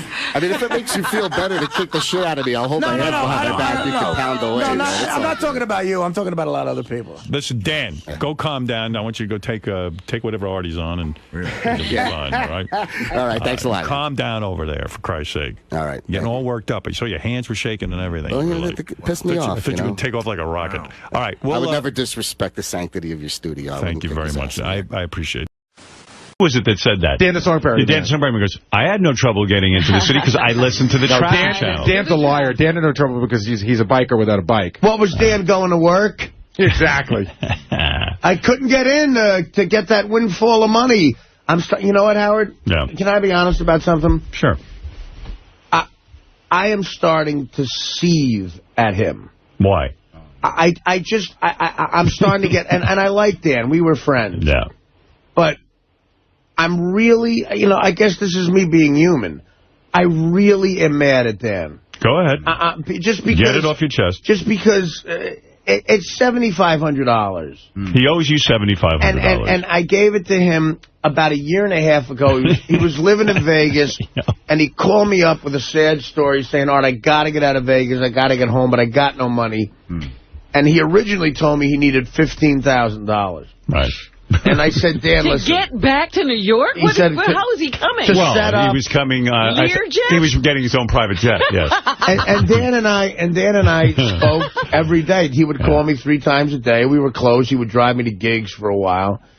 And he moved out to Vegas to get a job to a guy I introduced him to. I got him a job in Las Vegas. And he was miserable after a while, and he wanted to come home. And he called me up and he said, but I need money to come home. I need about 15 grand. And I said, look, damn. 15 grand? 15 grand. He was working, and he needed 15 grand to get home. He wasn't making a lot of money. I think he was in charge of the midgets at the show. At Beachers? At Beachers, yeah. He wrangled the midgets. Which is a dark job. Maybe you don't make a lot of money, but it's got to be so fulfilling. So rewarding. I mean, come on. I feel so bad for the midgets in Vegas because they're all dark. They drink, they do blow, they get whores. They look gray and near death, like Hank, you know. And if I was a midget, I'd do the same fucking thing, guys. Me too. You got a bad hand. But, you know, he had to come back, and he said, I need $15,000. And I said, Dan, listen. I'll send you $7,500 now. When you get back here, get on your feet, you know, you call me. And I said, is that enough to get back? Right, of course. And you could fly. Is that enough for a private jet back? Yeah. And he said, yeah. And when I get there, I'll settle in and we'll see. So I think he got the hint. I gave him the $7,500, and he never asked me for another $7,500. Right, yeah. Maybe he got That's pretty generous. Maybe he got it somewhere else. He shared a jet with him. Now, he gave me $1,000 recently, but and not to disparage his character, this could be untrue, but I really think if it didn't come up on the air, and I did not bring it up, he did. Okay, I want to make that sure. I don't rat on anybody. Go ahead. You borrow money from me, and I'll shut up about it. But he brought it up, And I really think if you didn't bust his balls on the air, I wouldn't even have got the 1,000. So now it's 6,500, and it's been months and months and months. And you know what? Should I call him? Should I not call him? I don't know what to do.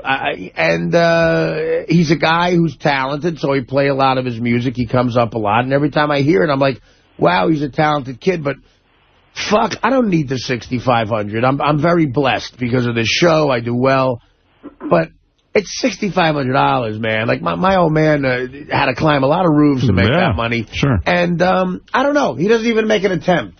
There's no attempt. No call, nothing. No call, nothing, and he's at screenings, and he can't get a motorcycle out of a garage, apparently. I like that he's reading the want ads at the screen. He was. I did check. I did look at him at the screen. He did have the want ads. And I even told him.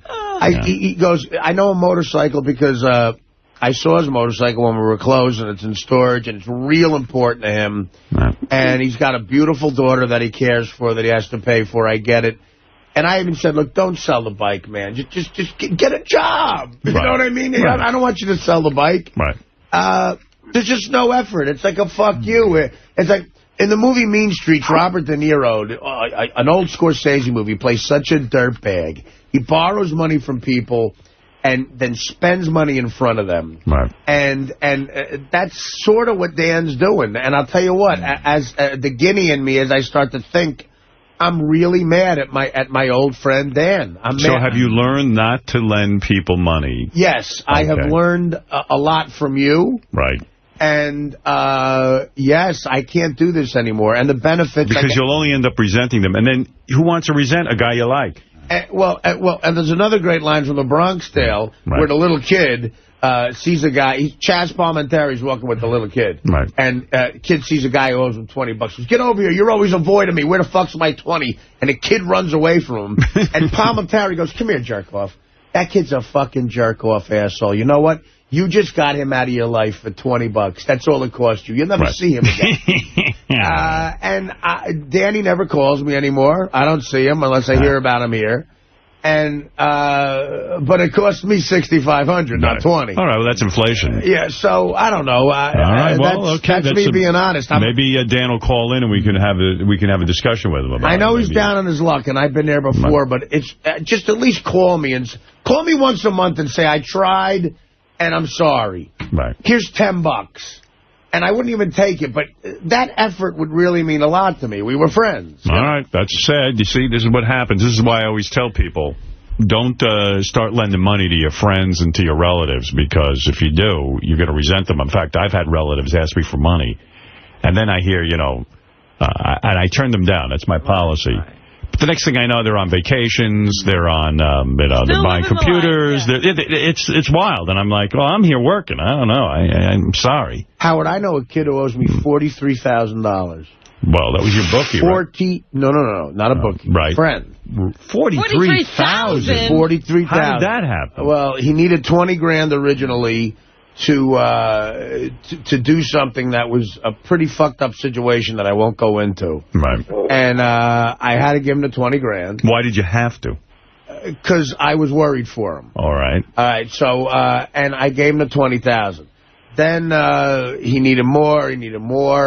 And it got up to 43. And since then, this kid is, it's unbelievable. Since then, one time this kid told me, hey, Art, I'm going to Italy for 18 days. Yeah. And then he said to me 2 Memorial Day weekends ago, he goes, what are you doing? I said, I'm working. I said, I got a gig in Detroit Memorial Day weekend. That's what I get to do. I go, what are you doing?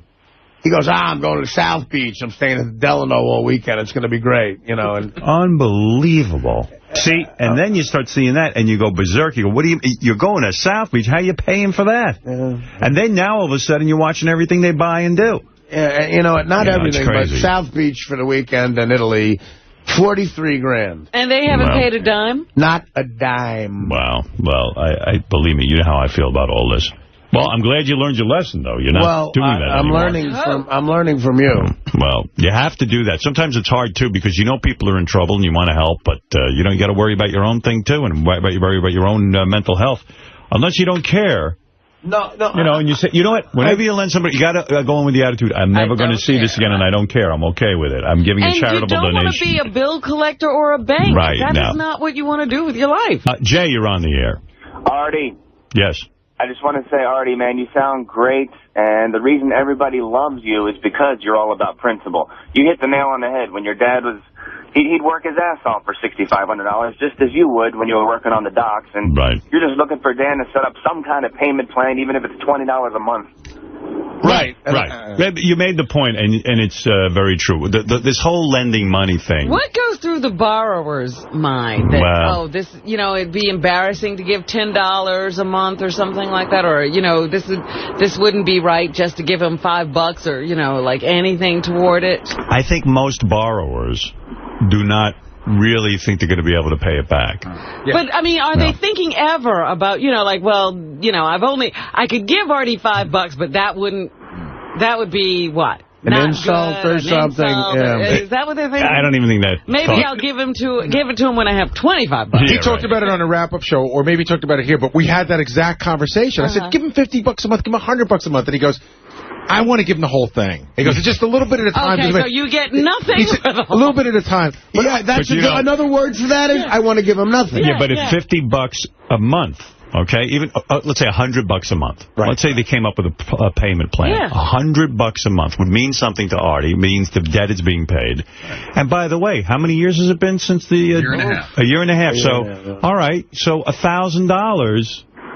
Over $1,000 would have been paid back already. See, I'm with Artie, and I don't mean to take a shot at Dan, but I believe that if it never came up on the air, any payment would never have been there. Right. And if you remember, Dan did promise at Christmas time that he had these motorcycles that he was going to sell and pay Artie off, but then now he couldn't pay the garage. They're locked up somewhere. Yeah. But I always think that and again, I don't know that this is Dan, but I think that when somebody borrows money from somebody who's got a lot of money, in their mind, they think, he's not going to miss that. He's got plenty of money. Well, you hit it right on the head because I'm thinking of someone who recently wanted to borrow money from me and then wrote me a letter and said, this money doesn't mean anything to you, but it would change my life. Wow. Right. And I said, well, then you don't know me very well. I work pretty hard for my money. They know what means something to you. And I got plenty of expenses, too. And guess what? The money does mean something to me. But see, I think that when a guy hears Artie say, oh, man, I lost $10,000 on the U.S. Open this weekend, they think, like, well, then Artie doesn't need money. But the point is, that's Artie's money to do with whatever he wants to do with it. That's right. Artie, if he paid you $5 a week, that's just some point in every week where he's actually thinking of you. Right. Yeah, no, that's a good point, though. Right. I mean, that is a good point. Now, I'm glad you stopped by, Artie, and I'm going to shift gears off Thank you. I feel like Bob Hope and Johnny. Wow. Off of Jack Black and move on to what you had to say about Dan, because that came... It sounded like you wanted to get that off your chest again. Is it getting worse? Like, are you just getting more and more pissed off? Or is it, you told that Bronx Tale story before. Is it one of those things where you give up the money and you just let go? I wanted to get that off my chest more than the jizz that I had on my chest. No, look, I still like Dan and everything, but, Howard brings up a lot of good points about people who borrow money from you, and it's just starting to irk me, and I don't want to make Dan think that I'm an enemy of his in any way, and I know he's going through hard times, but I don't know. It's like, I guess Dan figured I made a lot of money, but that's quite a bit of money that could have went to, I don't know, buying my mother a necklace or a car. But it's a lot of cash, and he's not, to hear that he did screenings instead of doing something is a little annoying, and it's starting to irk me. I'm not seething about it. I don't feel he's an enemy. But actually, your opening line was, "I'm seething." Okay, you're right, Gary. I'm seething, but and I think you should be. Yeah, I am totally supportive of you in this case. Look, if I saw Dan, I know. Thank you, sweetie. A chick just brought me ice. I don't know who that broad is, but she's hot. She's an intern. I'm sorry. Saying that before you made any Sarah Palin kids jokes. No, I would never. Let me just say I apologize profusely to Ashley and her family. Look, I'm very mad about it. But if Dan came in here, I wouldn't want to fight him. We'd be friendly, but I'm mad. Well, there's a couple of things. John and I were talking about it this morning first, and we were saying that we probably couldn't sleep if we owed you that kind of money. I'm the same way. And another thing is, people say, oh, Gary makes good money, blah, blah, blah. But there was a period of time when I didn't have, made no money and had no money, and I would find it hard to borrow money from somebody. And if I would never borrow money that I didn't think I could pay back. Here's the other thing is, and I do think this is a problem for people when, that deal with you. You are very loose with your money for what you want to be loose with it for. If you say, I want to bet 50 grand on the U.S. Open, okay, you do, and you lose it, you talk about that on the show. But that's your money, and it's your prerogative to do whatever you want with it. If you want to wipe your ass with $100 bills, that's up to you. Right. So when you lend somebody money, I wonder if they don't look and go, well, Artie just bet this, and Artie just did Vegas, and Artie did that. And the last thing I want to say about it, and again, Dan, if you're listening, I'm not looking to trash you, but I know for me, it makes me look at him in a different way. Well, now you're making me think of something. One time me and Dan were at an outdoor rock festival, and there was no porta-johns. So one time Dan did see me wipe my ass with a $100 bill. And in my defense, I didn't have a 50. So maybe that put the idea in his mind. No, you're right. I think people make this mistake with Howard's. Everybody spends Howard's money. Absolutely. You know what I mean? And it's his money that he worked. No one was calling Howard and kissing his ass when he was in a hotel room in Detroit making nothing work, like fighting all those motherfuckers who worked at those stations to get on what he wanted. And you work hard for it, and I mean, I had to do a lot of work to make $6,500, man, and I think of my old man who had to climb a lot of roofs, and I know Dan comes from the same sort of background as me, and he probably feels bad about it, but, I for a little while, in between high school and working at the port, I worked at my buddy's machine shop. His old man owned a machine shop, the great Mike Teska, Teska. And I grew up with a million Mikes, and we had nicknames for all of them. We called him Goof. His name was Goof. So Goof was the most generous fucking kid in the world. And there were times where I was working at his machine shop, making like $7 an hour, and I would drink and, try to get blow, and I would gamble with money I didn't have. And there's 2 times where I asked him for $500, and without fucking blinking an eye, he gave it to me.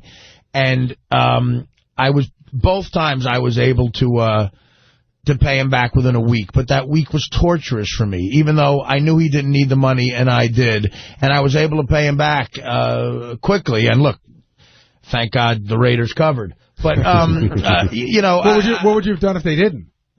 I would have, went to a loan shark or something, because I knew loan sharks. Right. I mean, he didn't need the money, and he told me that, and he's not charging me any vig. It's a friend loaning me money, and I'll never forget Goof for that, man. He's like, and I would tell my mother that, and it's funny. I always said Goof because I knew 2 million Mikes, and my mother knew him as Goof. At my father's funeral mass, my mother knew how good he was to me. And in a crowded church, I'm explaining to my mother who some of my friends were, who she never met. And I said, Ma, this is Goof. And in tears, my mother yelled out in the church, oh, hi, Goof. But when Gary and I were talking about it, Artie, the thing that really actually irks me is when people assume because you do okay, oh, he really doesn't need the money. Like, he'll deal if I don't pay him back right away or down the road because he's in such good. And Howard alluded to that also. Right. Just because you're doing well, that's not the point. It's the principle of if you loan somebody some money, you pay him back. Right. It's look, everybody's different. No one gave me anything. I break my ass for my money. I write. I mean, you know how long it takes to write? My new stand-up DVD is an hour and 20 minutes. You know how long it takes to write an hour and 20 minutes? But you don't have to, have to justify. But Artie, I do have a question for you, though. How long was it from the time you lent Dan the money till it came up on the air that time? About 8 months. So, and when you lent him the money, was there ever any kind of, I don't want to say schedule, but was there ever any discussion of, I'll try to start paying you back in 3 months, 6 months, a year? Well, he was living out in Vegas, and he needed the money to move back, and he's got a daughter, and he really needed to see his daughter, and it was a legitimate thing. Dan's a good father, and he loves his daughter, and his daughter's a good kid, and I've met his daughter, because me and Dan did the road a lot together. He would drive me around the gigs, and that got to me, because I know he's a good father, and he cares about his kid, and he was out in Vegas trying to make money. But it didn't work out, and he was broke, and he goes, I got to move back. I got to see my kid. So I said, okay. So I sent him a check, and he said to me, as soon as I get back, I'll try as hard as I can to get it to you. He didn't give me any definite time. He said it might take a while. I understood. But you know, it could take 40 years. But sometimes you just want to see an effort, and when he's at a screening at 3 o'clock in the afternoon, it makes you annoyed. And listen, any fans out there who see Dan's a brilliant guy who writes great song parodies for us, and he contributes to the show, and he's a great kid. I'm not saying this. Don't be mad at Dan. If you see him, don't give him any shit. That would be wrong. Dan's a good guy. This is between me and him. And I swear to you, in a million years would have brought this up on the air. But Dan did. Dan called into the show and decided to say it. And it became an issue. And today it came up, and I just was honest about it. But if somebody fucks with Dan, they're fucking with me, because that's wrong. Just let him be. It's between me and him. Well, it must weigh heavy on Dan, and I'll tell you why. The way it came up on the air is we were on the wrap-up show, and I said something about somebody owing somebody money, and I didn't know about his stuff. And then he goes, all right, I owe Artie money. I was like, yeah, I wasn't talking about you. Yeah. You know what I mean? Like, he brought it up, so it must weigh on his mind. Well, because there's another guy who used to work here who I loaned $4,000 to. Right, that's what I was talking about. I've never seen him again. But wait a second, the last time you brought that up, he emailed me and got a hold of you, and then what happened? He texted me and said he's close to a windfall type of thing. And nothing on that either, huh? God, those windfalls. Like, the weatherman who's predicting those windfalls is really wrong. Ralph Sorella, you're on the wrap-up show. Hey, now. Hi, Ralph. Hey, Artie, I don't understand why. I mean, I can understand you're upset with Dan, like I understand that you're upset, but you keep lending money out expecting a different result from various people. So you should really be putting this money out there without the expectation of getting it back. Well, hold on a second, Ralph. Hold on. Artie. But can I finish? Hold on, but have you lent money to other people and gotten it back? Oh, no, I'm talking to Artie. Stop for a second. Ralph, it's not about you for 3 seconds. Artie, have you lent money to other people in the last 5 years and gotten it back? About 85% of the people I've loaned money to have given it back to me. Right. Absolutely. But do you think Dan doesn't want to pay this money back and he feels bad about it? No. That's not what I said. That's not what I said. I think Dan does feel bad about it, but it's just a little aggravating when a guy seems to be relaxing on a weekday afternoon at a screening he's getting for free with one of the biggest stars in the world because he works for him, instead of maybe, I don't know, doing anything to scrape it up. It's just, I'm being honest with you, Ralph. Right, but one doesn't preclude the other. Just because he did a screening doesn't mean that should he just sit in his house and Ralph, if it were your not leave? Ralph, if it were your money, hold on a second. If it were your money, that somebody owed you, you'd probably have a similar feeling. That's not the point. No, but it is the point. No, it's a big point. What I'm wondering is, why do you even let it get to you that you're letting this upset you? And how much is it, by the way? $6,500. Okay, it's not a drop in a bucket, but I mean and I'm not counting your money or how you spend it. I understand, but I'm just saying on a psychological level, why do you even let it get to you? Just, you know what? Fuck it. What am I going to do about it? It's all right, Dr. Freud. Well, listen, I didn't grow up with a lot of money, Ralph, and I don't think you did either. You seem to come from a good family, a good mom. Your sister seems like a classy person. I grew up with no money, so I don't give a fuck how much money I make. $6,500 is still $6,500. That could be a necklace for my sister. It could be something I could do nice for someone I love or something, but I could give it to charity. Yeah. It's still a lot of money, Ralph. You're rationalizing it. You don't have to. I know, because he's forcing me to, because he's asking a stupid question, I think. I'm not, no, I'm just, Ralph, you're asking a stupid question. You're being stupid. I agree, Ralph. You're being stupid. And listen, Ralph, listen to me. I agree with you that it's my fault for loaning money out a lot and expecting it back. But Gary's right. About 85% of the time, I have gotten it back. And Dan was a friend of mine, and I thought that might happen, too. It was a mistake. I'm a human being. You're right. I shouldn't let it get to me, but it is right now. And I'm being honest about it on the radio. That's all I'm saying. You're entitled to your opinion. It came up today, and I said, you know what, Howard, I want to say something because it's something that's been on the air. I'm a little mad right now. And I'm not attacking you, and I'm not saying that you're wrong. I'm just saying maybe there's another way to look at it. Like, you know what, let me just let this go.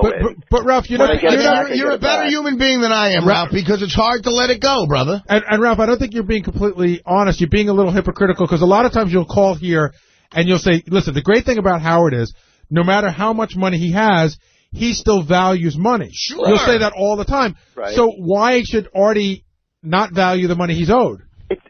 you're missing the point of. Maybe I'm just not making it clear. I'm not saying that $6,500 is nothing. That's a shitload of money to anybody. I think to Bill Gates, I think $6,500 is a lot of money. It could feed 18 kids tonight steak dinners. Right, you know? but this guy Dan is like he's not a jerk off. I don't think, and neither do I.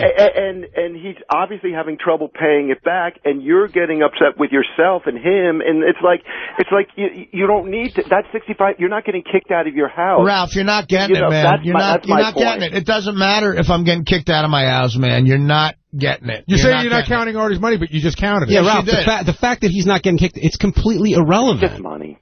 No, it's just money. But it's not just the value of money. It's a friend treating you kind of shitty.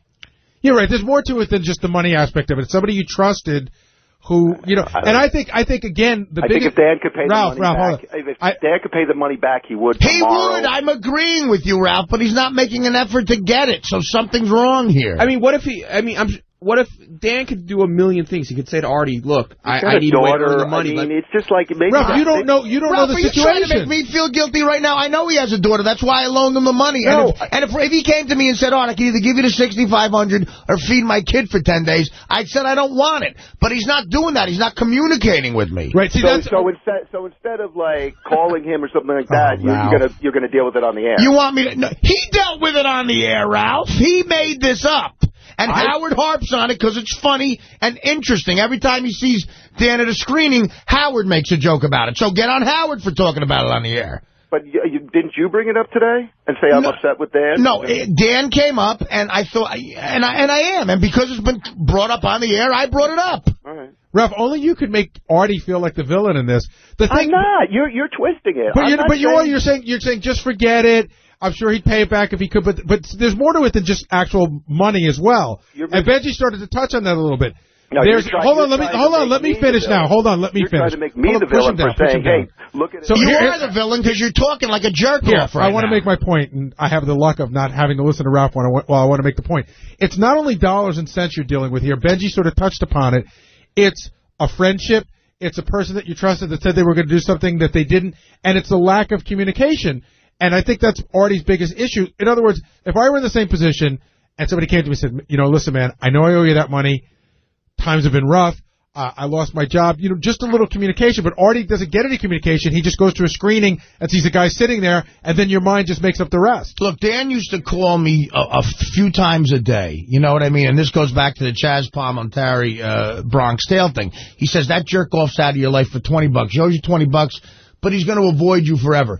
It's different with me and Dan because I do want to see the kid. I like the kid. I hope his daughter's fine. So tell me, look, Art, I just can't. Every once in a while, call me up and say, I ain't got it, man. I'm sorry, brother. And everything's fine. And I know he's embarrassed. I'm sure it's one of the reasons he's probably embarrassed. But still, those are the parts of life where you got to man up and bite the bullet. Right. Well, you're absolutely right about that. I mean, he should be communicating or saying something or letting you know. Or I don't disagree with that. All I was just trying to say, and like I said, I'm not sure of making clear. It's just like you're letting it really get to you, and you're upsetting yourself. Like you're making yourself miserable over it. Right. Maybe I'm overstating it, but you know what I mean. Like I would be like, well, fuck it. Well, you know, I'm gonna get my. You got enough to worry about. Ralph, you're right, but you know what? It doesn't consume me 24 hours a day. Today at 6:02 when we started, it got to me, and I brought it up, and I would never have brought that up on the air if Dan didn't, and Howard didn't keep bringing it up. And that's it. I'm classier than to loan people money and then to bring it up on the air. He brought it up. He brought it up. And, you know, this other guy who owes me the money, who I won't talk about because I would never do that, he's not a friend of mine. I don't know him. I still don't know why you lent that guy money. Because he told me he was going to get killed by a loan shark or something, and he was going to get evicted from his house. And look, people know I'm a soft touch. I gave the guy $4,000, and you know what? He's not a friend of mine, and I don't care if I ever see him again. But Dan is, and I do care. That's the problem. See, that's the problem too. It's like people know that you give out money, and it's like I know, but you know, and look, the Bank of Hoboken. To my family, exactly. What do they call you? The Bank of Hoboken. That was very funny. But to my family's credit, no one in my family has ever asked me for money. I got cousins who work their ass off climbing roofs, carpenters. I come from a classy family, thank God. It's no one in my family. They're happy for me, and I love seeing them. But I got a couple. Look, I went to high school, had a few dirtbags in it, and people. And they seem to find her. People are lingering around. Why do you think I'm not on Facebook? Hey, have you been able to say no to anyone? You'd be bankrupt if you were on Facebook. That's a good question. Have you said no to anyone? Like, what's the best story you said no to? From the guy who couldn't say no to Scott, the engineer. Oh, right. Like from a high school That's true, right? You know what, Benji? I don't think I've ever said no to someone who's asked me to loan them money. And because no one's ever asked me to loan them $1 million, but people have always asked me to loan them money that's affordable to me. Technically, with Dan, I did, because Dan wanted $15,000. I gave him $7,500, and then he came back and said, forget about it. Can I tell you something? This is really terrible. We were going to do sort of a practical joke hidden camera. Well, it came up on the air. I came up in one of the meetings one time. You were lending people money. We were like, Artie's such a soft touch. He's such a good guy. We were going to do a hidden camera where I was, but this, I felt so bad about Where I was going to come out to George Takei and he was going to ask me for money? No. where I was going to go in and see, like maybe tell you, like, one of my kids was sick and see how much I could get out of you. And I said, that's just a terrible thing. Like, but you would have given me money. And let me tell you something. If you told me one of your kids was sick, I would have given you $400,000. I know that. I know, and that's what we sort of know that there was no.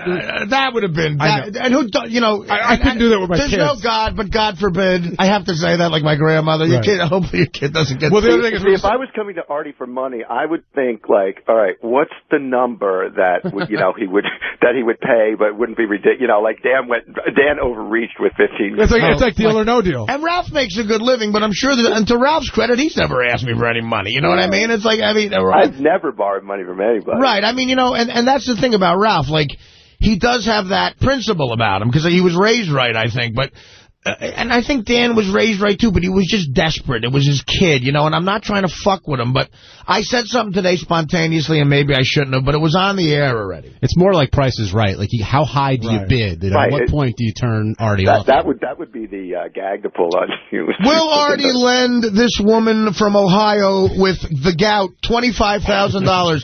I'm going to say lower. Higher. I think Jay Leno's doing that on the new Tonight Show. Yeah, no, Jay Leno ain't doing shit. Pepsi is.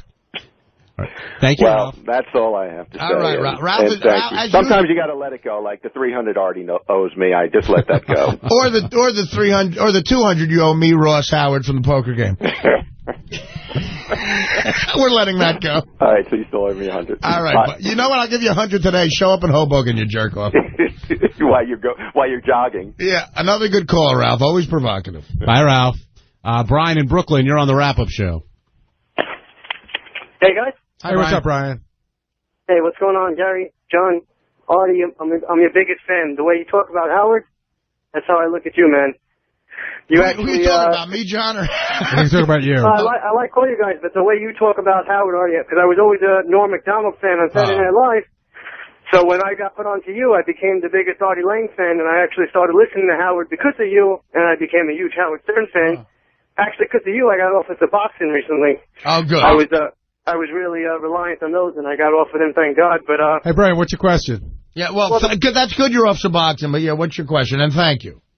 No problem. The point is, Artie's trying to make that I think no one's articulating is not the fact that he needs the money or even wants the money, the fact that he's not thinking about it. And it bothers me, like all these jerk-offs that call and like try to rag on Artie for whatever reason when they kiss his ass in person, it really makes me angry because Artie's the sweetest guy in the world.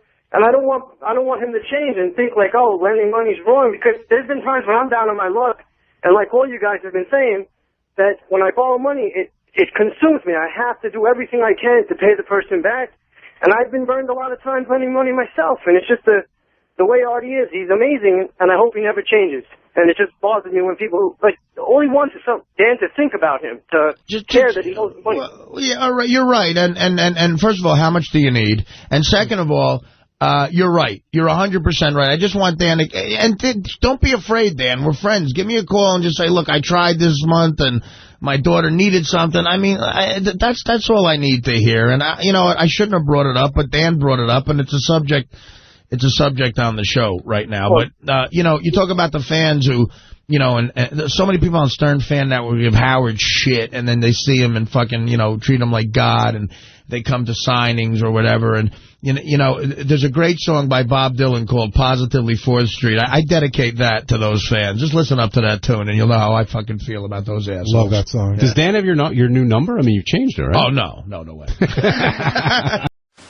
This is Peter is as bad as can. He knows he's the best.